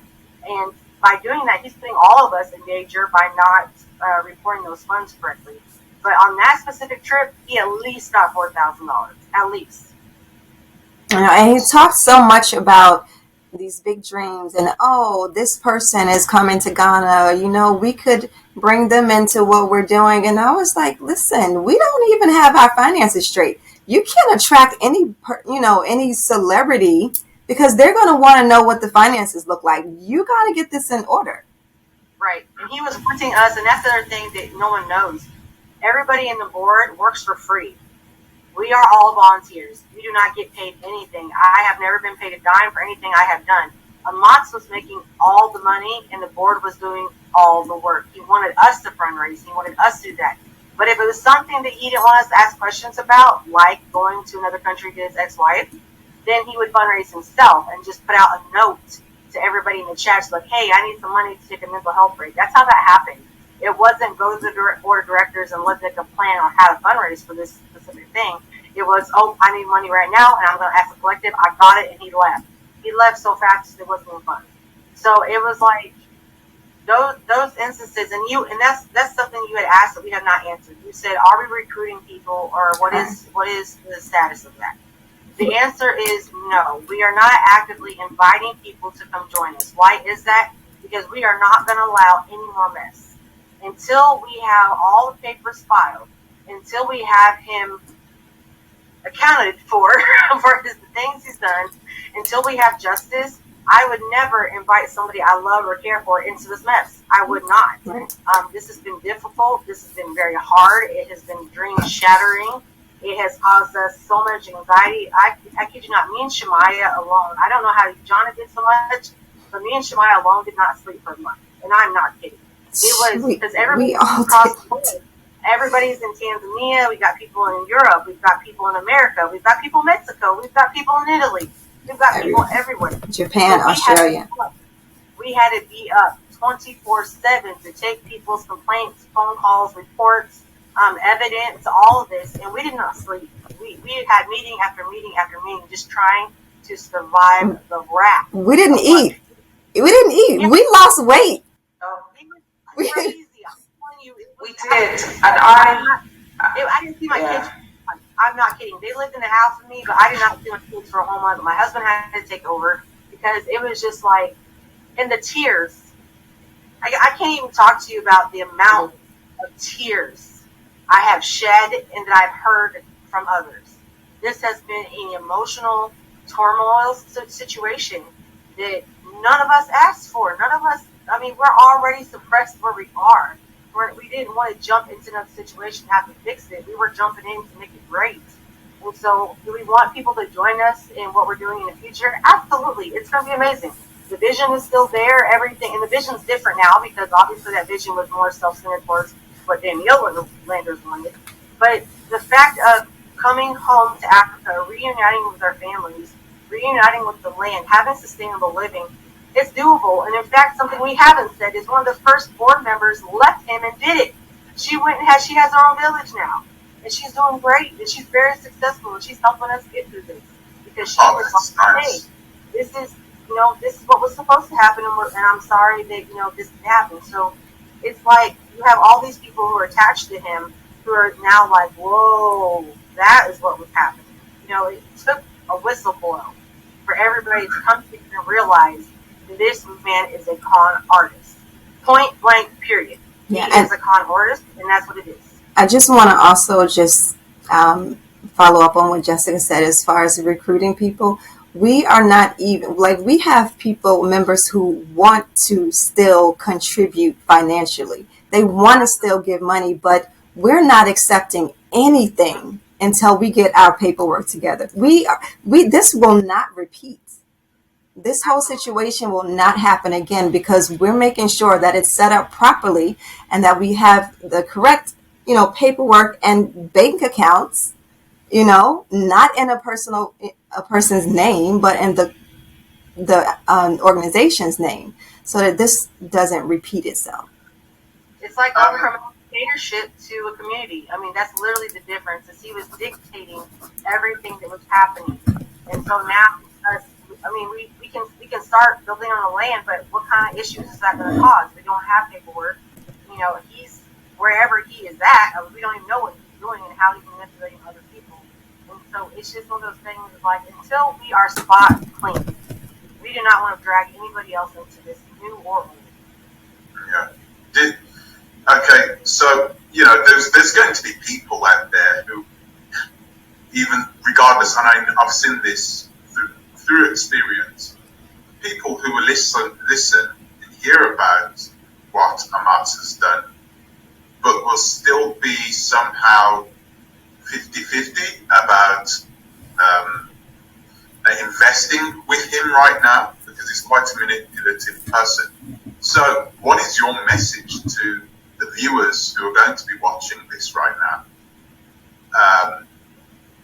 If they do get into contact with Ahmad or with his organization, whatever he's planning to do, and move on next, what would you say to that person? And you can be as diplomatic as you wish, or as open as you wish. Okay, I would say to the persons or groups, because I came in as a group, it's about the timing. So we got caught because we got information over a long period of time to put it together. You can save yourself some time, some money, some emotion, and self-respect if you demand due diligence in a short space of time. So you need to see the bank account. You need to see the incorporation. You need to see what assets are in whose name or in which company. Ask for all the things that a regular person should ask, doing their due diligence when doing a transaction. Remember, this is business. This is not love. This is business, and it requires legal paperwork, legal entities. It requires financial accountability. And if this person, or any person for that matter, we're talking about Daniel Landers, but if Daniel Landers cannot show you all of these documents and give you the answers in a short space of time, forget it. Because he's going to string you along. You're going to ask the right questions to the right person, and he's going to string you along for a long period of time and get as much from you before you finally get fed up and leave. That was the strategy. So my personal advice is, if you don't see these things straight away, walk. And that's the same for anybody. If anybody cannot produce the right credentials in a short space of time, it means they do not already have things in place. Do not join something that is organic in its journey. That's his selling point. Don't do organic. Do this exists. This is in place. This is legal. This is how I can be held accountable, because it's not the marriage, it's the divorce that's the issue. So make sure you know, if I need to divorce from you, Daniel Landers, what do I get? Do I get my refund? Do I get this and that? And he caught all of us from that, because we have not been refunded. We have lost thousands of pounds, dollars, because when it came to the divorce, we didn't have any paperwork that we could just go straight away and say to the police, there we go. There was no paperwork, no diligence. Wow. Can I add to what she's saying as well? That we have, I'm not sure what's wrong with her, but yeah, I I'm speaking about a Yeah, person. sorry. That's okay. I thought you had left us. I've been making videos over the past week or two about a guy now who's back in the United States, and he was selling land in Ghana. He was selling land which was vested land, and the way he got around getting all the right paperwork is he forged everything. He fabricated every single last piece of paperwork, and he was the go-between. So he was like the agent. So there was no way of anybody knowing that the land wasn't his or wasn't able to be sold to them, right? So he was able to sell land and then give people these fabricated papers, and people have been walking away, all happy, and thinking they own a piece of land when they can start building on it. But Okay. so they need to But, know. They need to have sorry. Yeah. Sorry. Sorry, I've got a lapse. So I think you're finished, but you're not, because I've got I've got a bad connection. But the point I was going to make that I didn't get to finish is that due diligence is not just being shown paperwork. In Ghana, there is a very strong way and structured way to find out. Oh, she's gone again. I think what she's trying to say is don't just trust the person that's handing you the paper. Go to the officials that make the paperwork. Exactly. And for us, it's the same thing as going to the courthouse and checking the actual deed. I mean, Exactly. go to your institutions that are holding. It's okay. So sorry, I fell out. But you can go to the land registry and you can see which papers are fraudulent. So there's no excuse now to say, well, he showed me paperwork. You take that paperwork to do due diligence back to the land registry, and there are checks that can be done that will show you whether that paperwork is fraudulent or not. You can also take that paperwork, and whoever stamped that paperwork, you can take it back to that office and say, can I see your archived copy of this, please? Because the paperwork you get, there's always a copy in the commission or with the solicitor, whoever. To do due diligence, I'm asking people, even when you see the paperwork, take it back to source. Whoever has stamped that paper, whoever's witnessed that paper, they will have a copy. Let them produce that copy, and Lands Registry will be able to tell you if that is a forgery. And something else as well, don't hand over a penny until that is done, until those paperwork have been verified. Because we have people who are going back now, doing the searches on their land, and now realize, well, it's too late now. Once they have your money, it's gone. That's happened to a lot of people. Mm-hmm. Exactly. Now, I run an organization now that holds people's money in trust, either in escrow through accounts. It releases them. It releases that money once the paperwork has been verified. Once we have done the running around, and it's crazy the amount of times these people that there is always a problem, always, and people don't generally tend to come to us unless they have, unless these people are, clued up and they understand that things might be amiss in the transaction. So that's when people tend to come to me. So there is normally always something that needs to be cleared up by that agent, whoever that they're buying this property off or through. So it's more times than not, you're going to need somebody there.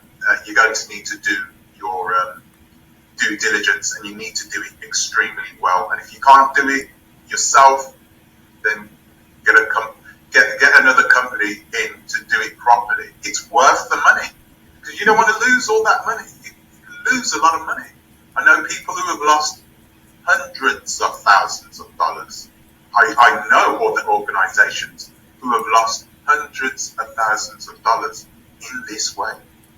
I don't know if you've watched any of my older videos, but it's remarkable how these people, like Ahmahts, like how they are able to lure people in and condition them into believing that this is the way an organization works. Even some people who have had experience in running an organization themselves, people who are educated, people who, they are still able to use he's still able to use the valor of his tongue to try and get his way. And if he knows he can't get his way, then he'll just delay it, allow it to go on for as long as possible. Because the more time he has, the more money he can get from you. He knows eventually he's going to leave at some point.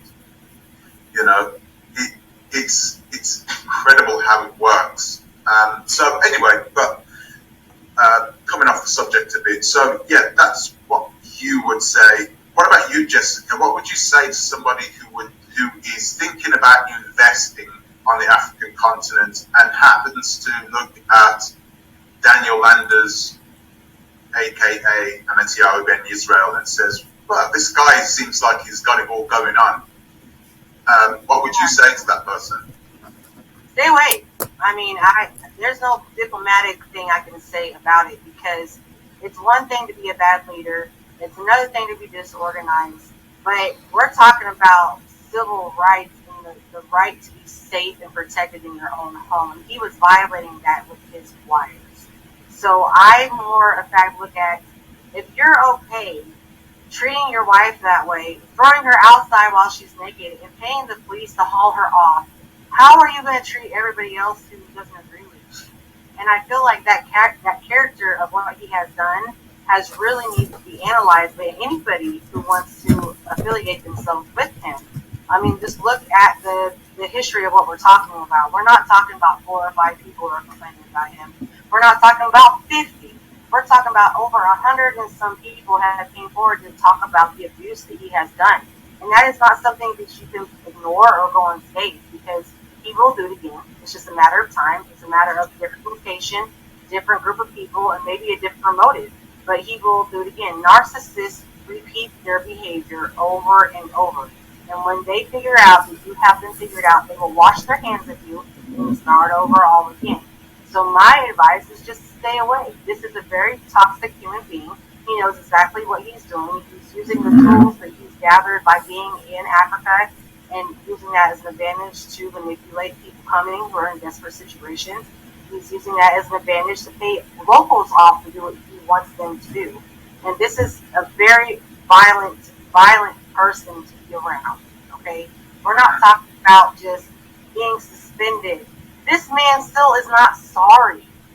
He's not sorry. He has shown not an ounce of remorse. The only thing he has done is demanded more and more and more. And how can you possibly be accused and then admit to doing most of the things you are accused of, and then continue to demand from the same people that you are abusing? That is violent. That is a very violent, toxic trait. And you need to recognize him as a person, not as a business person. Because if you're looking at people who are messy just in their personal lives, their business is going to be messy too. Guarantee it every time. It does not matter if they are messy in their personal life, they are going to be very, very messy in their business life. And he has shown that. And he wants this business to be his personal life. He turned this organization into a harem. He used the members as a selection tool on who he wanted his next wife to be. Wow. Stay away from him. Stay away.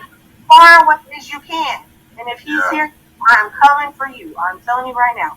Because the justice system does not play. They don't. And he has really messed over a lot of people. Innocent people who really just want to do good.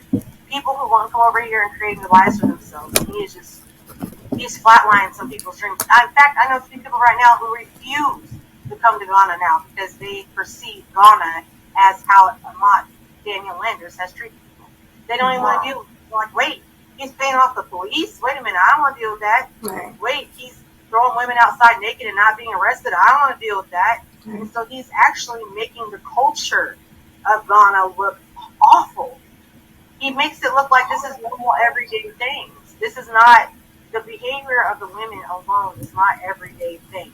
The behavior of not having a organization that has a bank account where more than one person can have the checks and balances. This is not normal. Everything that he is doing is very strategic, and you need to stay away. You need to completely stay away. You can move to Africa by yourself and contact the officials yourself if you need to buy land. You do not need some please bag that is, hoarding money from other people to do it for you. So stay away. That's my advice. Stay away. I was just looking actually on my iPad right now. I was just looking for the comment that he made towards me about me harassing him. Oh, he's a victim now. Yes, that. He's a victim. Yeah. We're calling him out, and now we're being so mean, and we're cyberbullying him because we're telling our experiences that are very truthful, that are very valid. I mean, he sent us a fake notarized letter, a cease and desist, I do believe completely fake. We're telling us to shut up. We're not going to shut up. If you wanted us to shut up, then maybe you shouldn't have done what you did. I mean, that's just it. It's ridiculous. It is ridiculous that he's trying to turn things around, but it's not unheard of for people like Ahmahtsiyahu to do this. Yeah. It buys him more time. And sometimes he knows, like, people will do this because, not because they feel like they can manipulate people all the time. They know that they can't bring everybody around. What they're trying to do is they're trying to sow distrust in the information that you have to say and things that you have to say. That's all they have to do. Just sow a little bit of distrust. Just deny. That's it. Deny, deny, deny. Okay? They don't have any hard proof. There's no hard evidence. It's their word versus mine. Okay? Just deny it. And that's it. And they go along those lines and they believe they can they can outlive, that they can have a bit more longevity, energy than the people who are here now, like you guys who are fighting against him.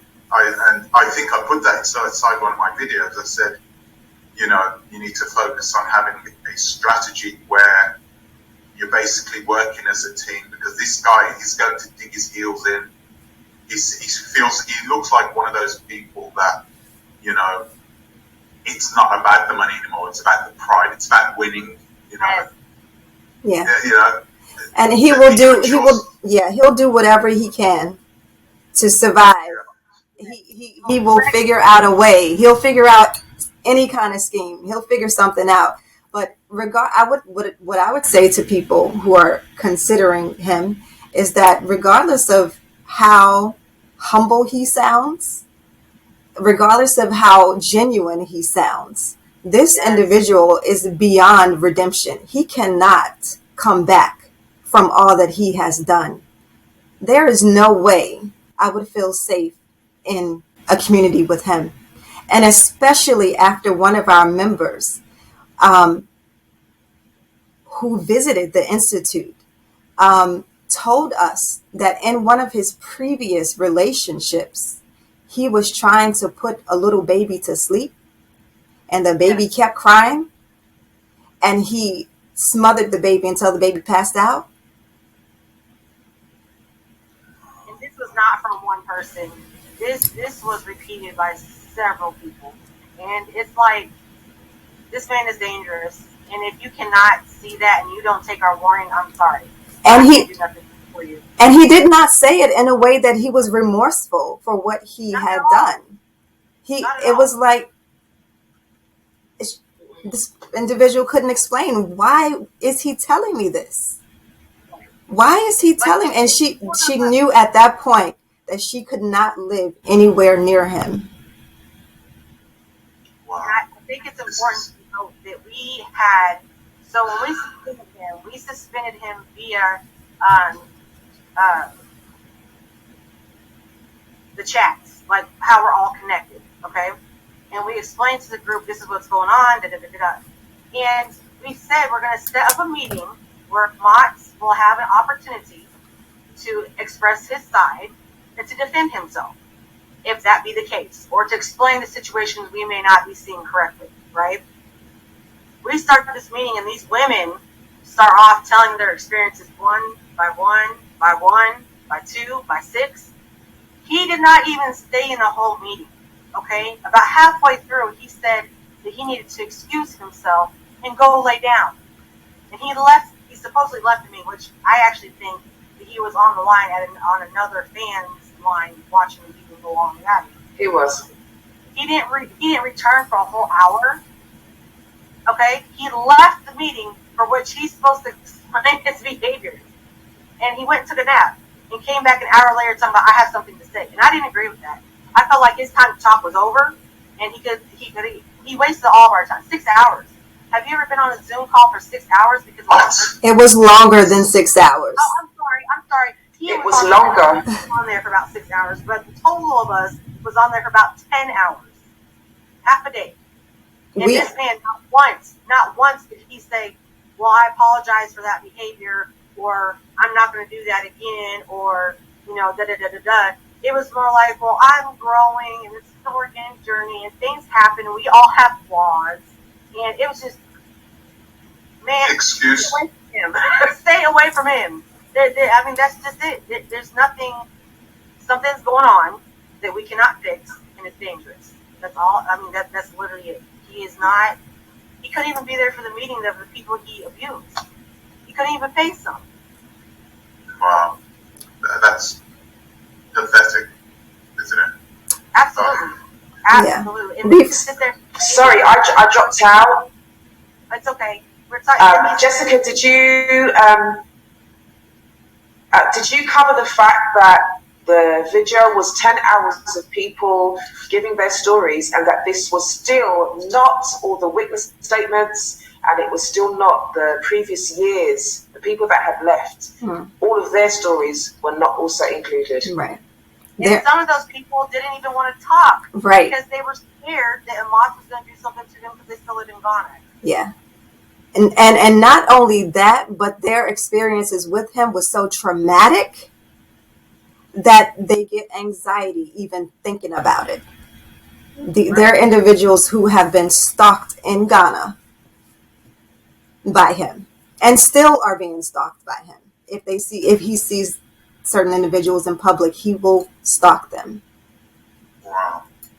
Like I said, we still get reports. We still have members telling us, even after the Great Divide, that he is, making up different stories. Like one of the stories that he has made up that is absolutely insane to me is the fact that Shemaiah led a coup.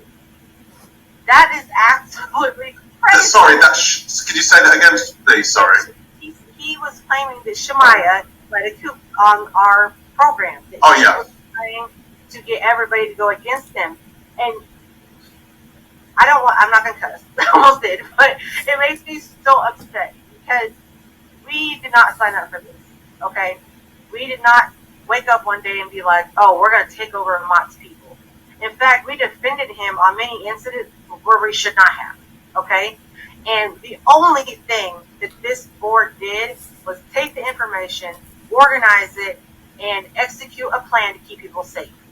There was never, and still has not been, a discussion about any takeover or doing this or doing that, because none of us came in here thinking we're going to take over 150 people and just start doing this on our own when we don't even live in Ghana yet.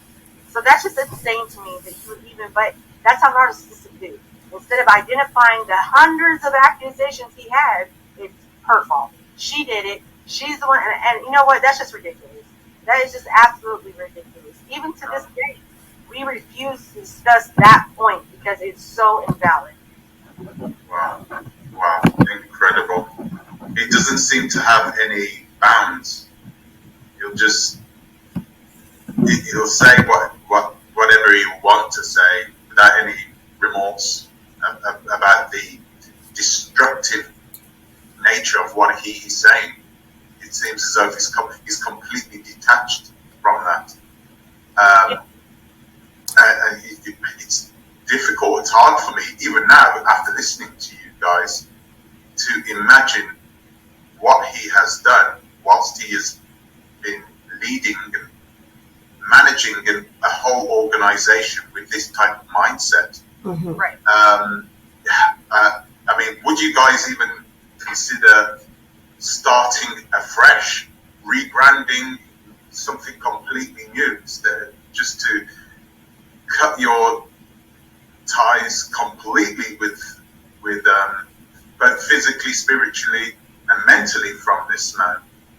I mean, how you have it? Yeah, I mean, that would be part of the process of healing, right? Yeah. And repairing everything. I'm guessing you guys have plans to do that, or are you going to keep the Bamboo Roots name? Bamboo Roots is dead. Okay? We are going to have to, it's going to have to be registered, and it's just going to be dead because he has ruined that name, period. Nobody even wants to say the word bamboo at this point because it's such a tarnished taste in our mouth. And so we will not ever go by Bamboo Roots Collective again. That will never happen. As far as going forward and rebranding and things like that, right now our focus is on the members that we have, making sure that they are healing and making sure they're getting the services that they were promised and getting the help and support that they need. And we are being voiced. And so we will not make any decisions among the three of us, or even with Kwame. We will put ideas out and have the group give us ideas, and we'll all discuss what's best for the whole group in totality. Because that was one of the things that Moss did not do. He did not speak to the group about their ideas and what they think needs to happen and what the next step is. He said, we are doing this, and we're fundraising for that. That's it. There was no input as far as what's coming next and what's going out. And that is our focus, is to be member focused. Because it's been dictatorship focused up until, until he was called out on his stuff. And so right now, our only plan is to take care of the people we have, to make sure that they are secure and safe from Ahmats, because some of them still are not, and to make sure that we can try to recoup as much money as possible so people can still go over to the motherland and do, what they plan to do. Start their lives and be free, at a place that we're supposed to be free at. And so the take as of like recruiting people and stuff like, we're not inviting anybody, we're not doing anything like that. Do we exist as a group? Absolutely. Can you get a hold of one of us and be like, hey, I want to join in the idea of sustainable living? We're going to talk to them, but do we have a protocol right now? No, we don't, because we just have to take care of the people that we have now who have gone through such an emotional time. So many people are affected. We have one woman who was pregnant, and he had mentally abused her while she was pregnant, and it has really affected her. And so she went to Ghana, was abused, and came back home to the United States, and is still struggling with the mental aftermath that he caused by the manipulation he did by getting her there, and then basically dropping her on her face when she got there. So it's been a long, hard time. And I can tell you right now, Shemaiah has done circles and circles and circles trying to help folks. I've done my best. I've got my own battles here in the United States. I'm dealing with a lot of racism from neighbors and things that have caused me to pay attention to that. But we're all trying to live our lives, be safe, be happy, be healed. But we also do have plans of regrouping and at least helping each other out when it comes to investing in Africa. Okay. Oh, goodness. Can I just make one thing really, really clear as well, please? Yeah. Because you've asked the question a few times and talking about us working with Daniel Landers. Once we had done our investigation and as directors interviewed him, he admitted to the allegations, then had the community meeting in which he was supposed to listen to those allegations and respond to the community.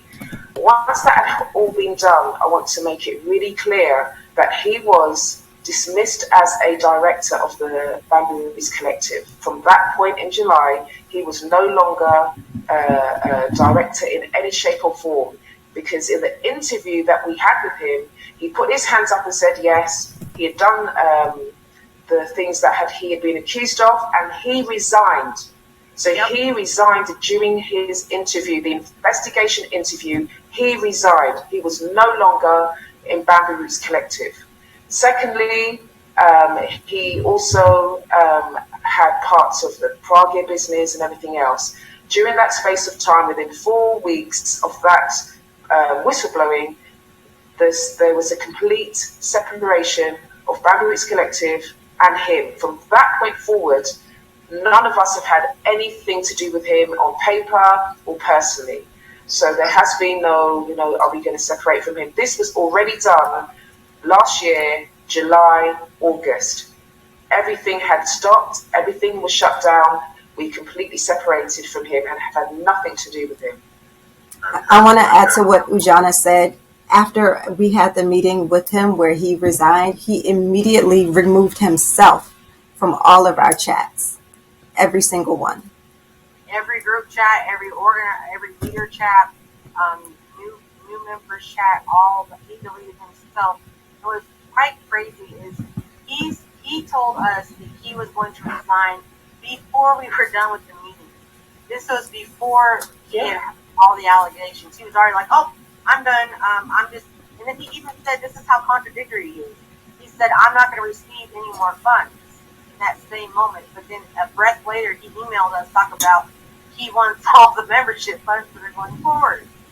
So it's just like, no. Yeah, that's oh man. Okay, so is that the state of play at this moment? He's now still receiving money from members.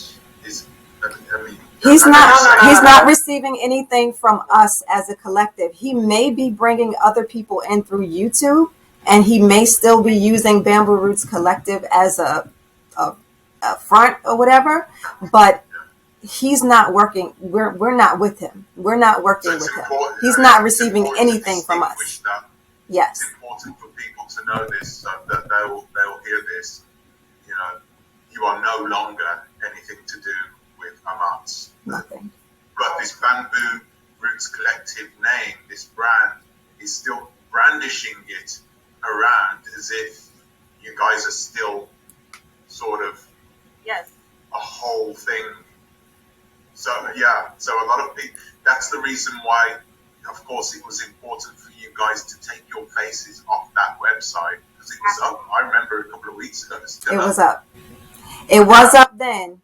And I didn't get a chance to record it and take screenshots of everything with it. When I checked just 3 days ago, I saw that it was brought down. He disabled it. That's good. That's good. It's good to hear. It shouldn't have taken that long. He should have had enough respect for us to take it down immediately. But he knew what he was doing, Yeah. I want to still look good and look like I got it together, and he was using that as much and as far as he can. That's what he was looking. And made him look official. I mean, I saw that he had put it in the comments on his YouTube channel. So, if you go to it, and any unsuspecting person can go to the website and see how beautiful it is. Oh, and there's a whole board. This is official. Yeah. That's really good. He was suspended. We asked the IT person to take it down, and they responded telling us that bots had hired him, and we were not their boss. And so they would not take our information down. They would not take our face down. And this is actually personally between me and him. This is what created my first lawsuit against him. Oh, okay. So perhaps he was responding to your lawsuit, maybe? Is that the reason why he took it down ultimately? My wrath has not hit him yet. My wrath has not hit him yet, so I don't know what made him take it down. But no, the lawyers here in the United States are not playing with this man. He's about to get got. That's all I can say. Guys, I need to ask you guys this. I'm going to ask each of you, but you can be as detailed as you wish. And this is quite personal as well. How are you guys coping with all this? I mean, I heard Jessica. I heard you just say that you were under a bit of pressure at home back in the States, and there's a reason why you want to sort of start to build something on the African continent, because so you're in a situation where you're trying to get out of the frying pan, but there is a fire, not a real fire, but there is a lot going on the African continent that you're having to deal with, even from the diaspora. So what are you doing to cope? I mean, I know there's a lot of people who might be thinking, you're stretched, right? Yeah, and we are. By all means, like I said, we've got our leadership includes people who have their own businesses that are doing very well. We've got teachers, we've got professors, we've got all kinds of people in our membership who have large lives, including myself. And coping has been difficult, but we have stuck together and we have sent each other. When one of us is having a bad day, we send it to another person, we talk about it. And out of all of this, the beauty of all of this is we have become a very tight-knit team. We are able to lean on each other on the bad days. We're able to ask each other for help. Just recently, my pet, my dog, was illegally shot in my yard by a KKK member, and I told Shemaya, you can have a whole YouTube series on what's going on in my life, and I am not kidding. I am not kidding. But besides that, I told Shemaya what was going on. I'm like, listen, I've got 10% of the town that's had official crimes against my family. I'm in court literally every Monday and Tuesday trying to fight for my civil rights. I need a break. And so when I told Shemaya I needed a break for 2 full weeks, I had nothing to do with anything, and I was able to calibrate, focus on what I need to do here at home, and to keep my family safe where I'm at, and deal with that. But everybody has coped it very differently. Some people have still went to Ghana and still moved there and doing a great. They're helping us get our healers on the ground as far as what we want to do going forward as a group. We've got other people who have coped by just disconnecting. Some people are like, oh no, this is way too much, I'm out. Respectfully so, because this is a lot. It's a lot to deal with. Other members of ours, we just talk. We do have a couple people within our group who are considered a type of healer and counselor that we've made available to our members, so that way, and when I say members, I don't even mean people who have paid to be with the Moss group. I'm talking about people who are connected to us who've also dealt with his crap. They are the ones who are also healing, and they may not be members. Some of them are locals, some of them are chiefs who have nothing to do with the actual neighborhoods themselves. We've spent countless hours speaking with chiefs and locals about what has happened and how they feel and how they're going to go forward, and their coping is completely different. One of the chiefs was like, hey, I want to name this group. This group is a special group of people. You guys that came from ashes, and I want to rename this group. So, we've had great connections with people all around who have supported us, who've been like, hey, I see you, I understand you, I feel you, and I'm here for you. So once in a while, I'll get a message from a member that says, hey, co-director, thank you so much for still being there, for, sticking in it, because I don't have the strength to. And so a lot of it, too, is we feel responsible. At least me, I know Shemaya has talked about it, but we feel responsible because at the end of the day, we had leadership roles and we still do.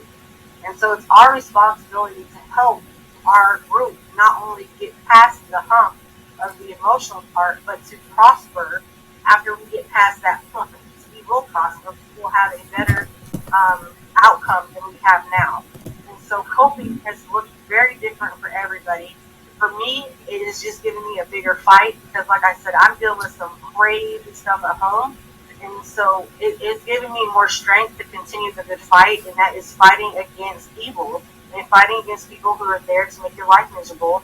And you can do it in a diplomatic way, but you also have to take your personal time out to do it. And so coping, it's just been different for everybody. Shemaya, what is your coping look like? Well, I can say that it was really stressful. It was really stressful. And we were trying to go at breakneck speed.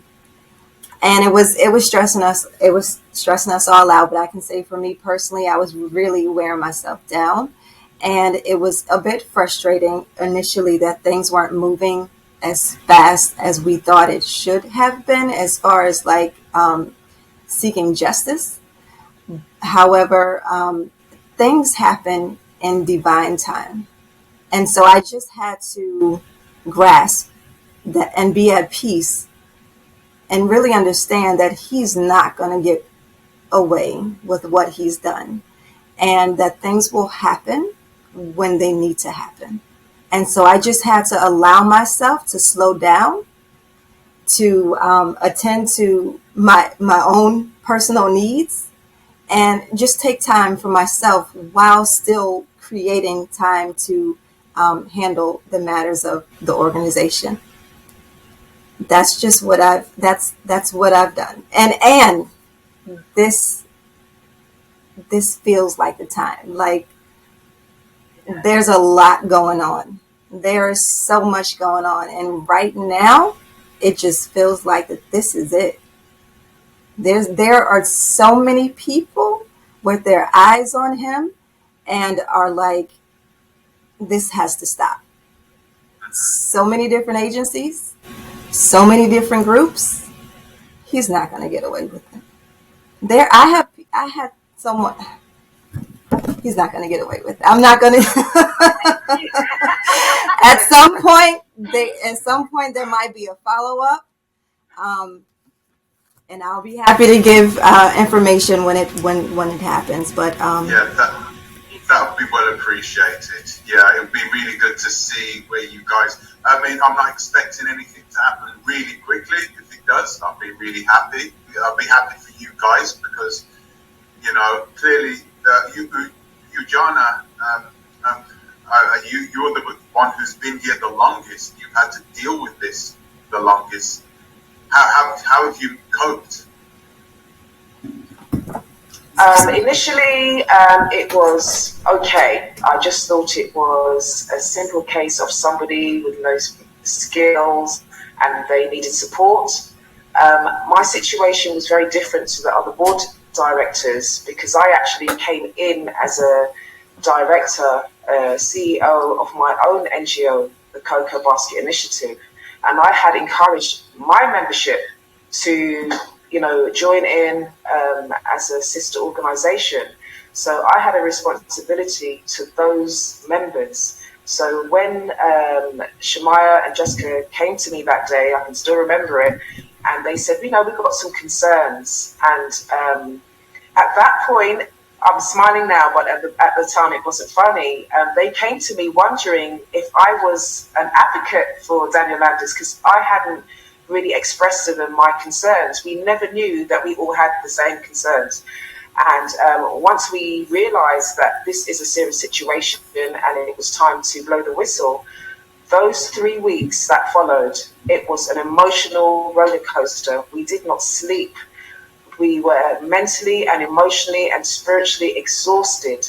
We are in different time zones. I could be up at 2 o'clock in the morning, the same with the other two, or be up 5 in the morning. We didn't know what time of day it was. We were literally inundated the moment we said we were investigating Daniel Landers. We literally were also being emotionally affected when we heard the stories. Some things made me feel like I wanted to cry. My stomach felt sick. Mm-hmm. I mean, our whole psyche was blown away by what this man had done. So I can say that I was totally disbanded for 3 weeks. I didn't get my work done.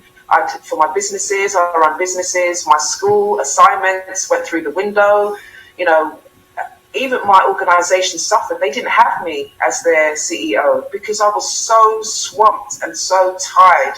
And by the time we got through the processes, Zoom, I don't know how many hours of Zoom we did. We must have racked up over 100 hours easily of Zoom.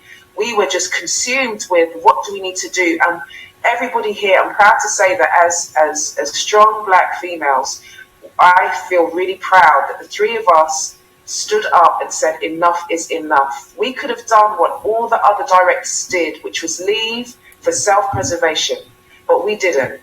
And we did pull together really through everything. Our partners, our families were affected. It was full on, and to the point whereby when we got to a certain point, I had to make a personal decision to say, look, I have to resign as a board member because I had another organisation that were partially affected. Not all the members of Cocoa Basket were in Bamboo Roots, but there was enough going on there. And I had my own work because Cocoa Basket assists people moving to the diaspora. There were people moving that I hadn't dealt with, and I had to draw the line for my own sanity and just for my responsibility for my own organisation. I had to try and heal the people that had been hurt and do the work that I'm supposed to do, which is help people successfully settle wherever they want to on the continent. And what happened here has actually fed into something more fantastic and phenomenal for this year. And that is that I have joined with more people from around the world that do the same thing I do, assist people to the diaspora successfully. And we have now got a program for this year. We've called it the Year of Return for African Descendants. So we're promoting the right to return for African descendants in the diaspora all of this year. And what we're trying to do is lobby the governments so that people coming don't have to have a Daniel Landers or feel they do to come and settle, get visas, get citizenship, get residency, get work permits. Those are the reasons why we've turned to Daniel Landers in the first place, because he offered us, honey, hey, just come, I've got land, I've got a work permit. Those things should never have been a barrier in the first place. If we're coming back to Africa, Africa should be welcoming us from each member state in their own way with a clear political directive. So we don't have to ever be in a position whereby if I come, is someone going to greet me at the airport? Because, you know, it was, hey, I'll pick up from the airport to take you to the institute. I'll give you somewhere safe to stay. We shouldn't have to feel so vulnerable coming back home. And it's that vulnerability coming back home that the group of us are now fighting for, so that we're not vulnerable. You go and you can contact the local diaspora desk of that country. You get help and assistance where you do not have to meet any character unless you want to. If you want to do it as a group, fine. If you don't, we should never be vulnerable about our stay, have anyone threaten us about our work permit. None of these things should be happening if the African government system really lives on their promise to the AU to facilitate the right to return for African descendants. Once we get that established, then that vulnerability is removed, and people can just move and come and know, right, they know I'm returning, I have a special category, I will be getting my work permit, I'll be getting my residency. We don't have to navigate all of this. All of these people selling us land is because we don't have political status when we arrive. We arrive on the hope we're going to survive. And we shouldn't have to think of it that way. Trying to survive coming home? No. To me, this example from Daniel Landers has made it even more important that we lobby politically and take our vulnerability coming home off the table. Exactly. Okay, fantastic. I had to add something that just reminded me too. I really had to think. You had to ask, what was the very first sign something was off? And this whole time I've been marinating on that.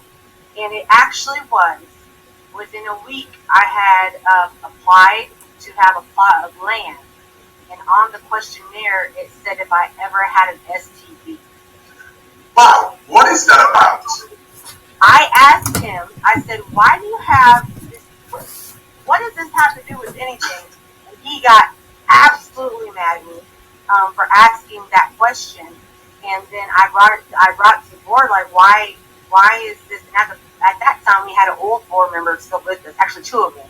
I said, why is this on there? And then it was revealed to me that he had spoke to many of the members about making sure that he had a pool of women he could have sex with within the membership and not be worried about getting STD. What the hell is going on with this guy? Oh my God. That was the first sign. And I was only in this for a week. God. And I looked at my husband and I'm like, exactly why. I said, what the hell? Like, why is he asking if I have an STD? This has nothing to do with me getting I shouldn't be laughing. Imagine asking if you had an STD while you apply for a loan for a house. Could you imagine that? But that's how coordinated he was with the pool of women that he was trying to get from this little scheme. And if you talk to the women that he actually had face-to-face encounters with, this STD conversation came up a lot. Yeah. Wow. Especially if they were there. Oh, wow. Especially. But that was it. I had to think about what it was that actually, like, what was it? Goodness gracious me. Guys, I'm aware of the time. I actually have to wrap things up. But, guys, goodness, it's been a mind-blowing conversation. I'm going to have to marinate on this myself. I'm going to edit this dance so people can watch it tonight. I'm going to put it on tonight. But guys, I've got to say thank you for joining me this morning. I know that it wasn't easy for you to open up. I really do appreciate it. And I know that a lot of people who are watching here are going to also appreciate the fact that you've been so open about your experiences.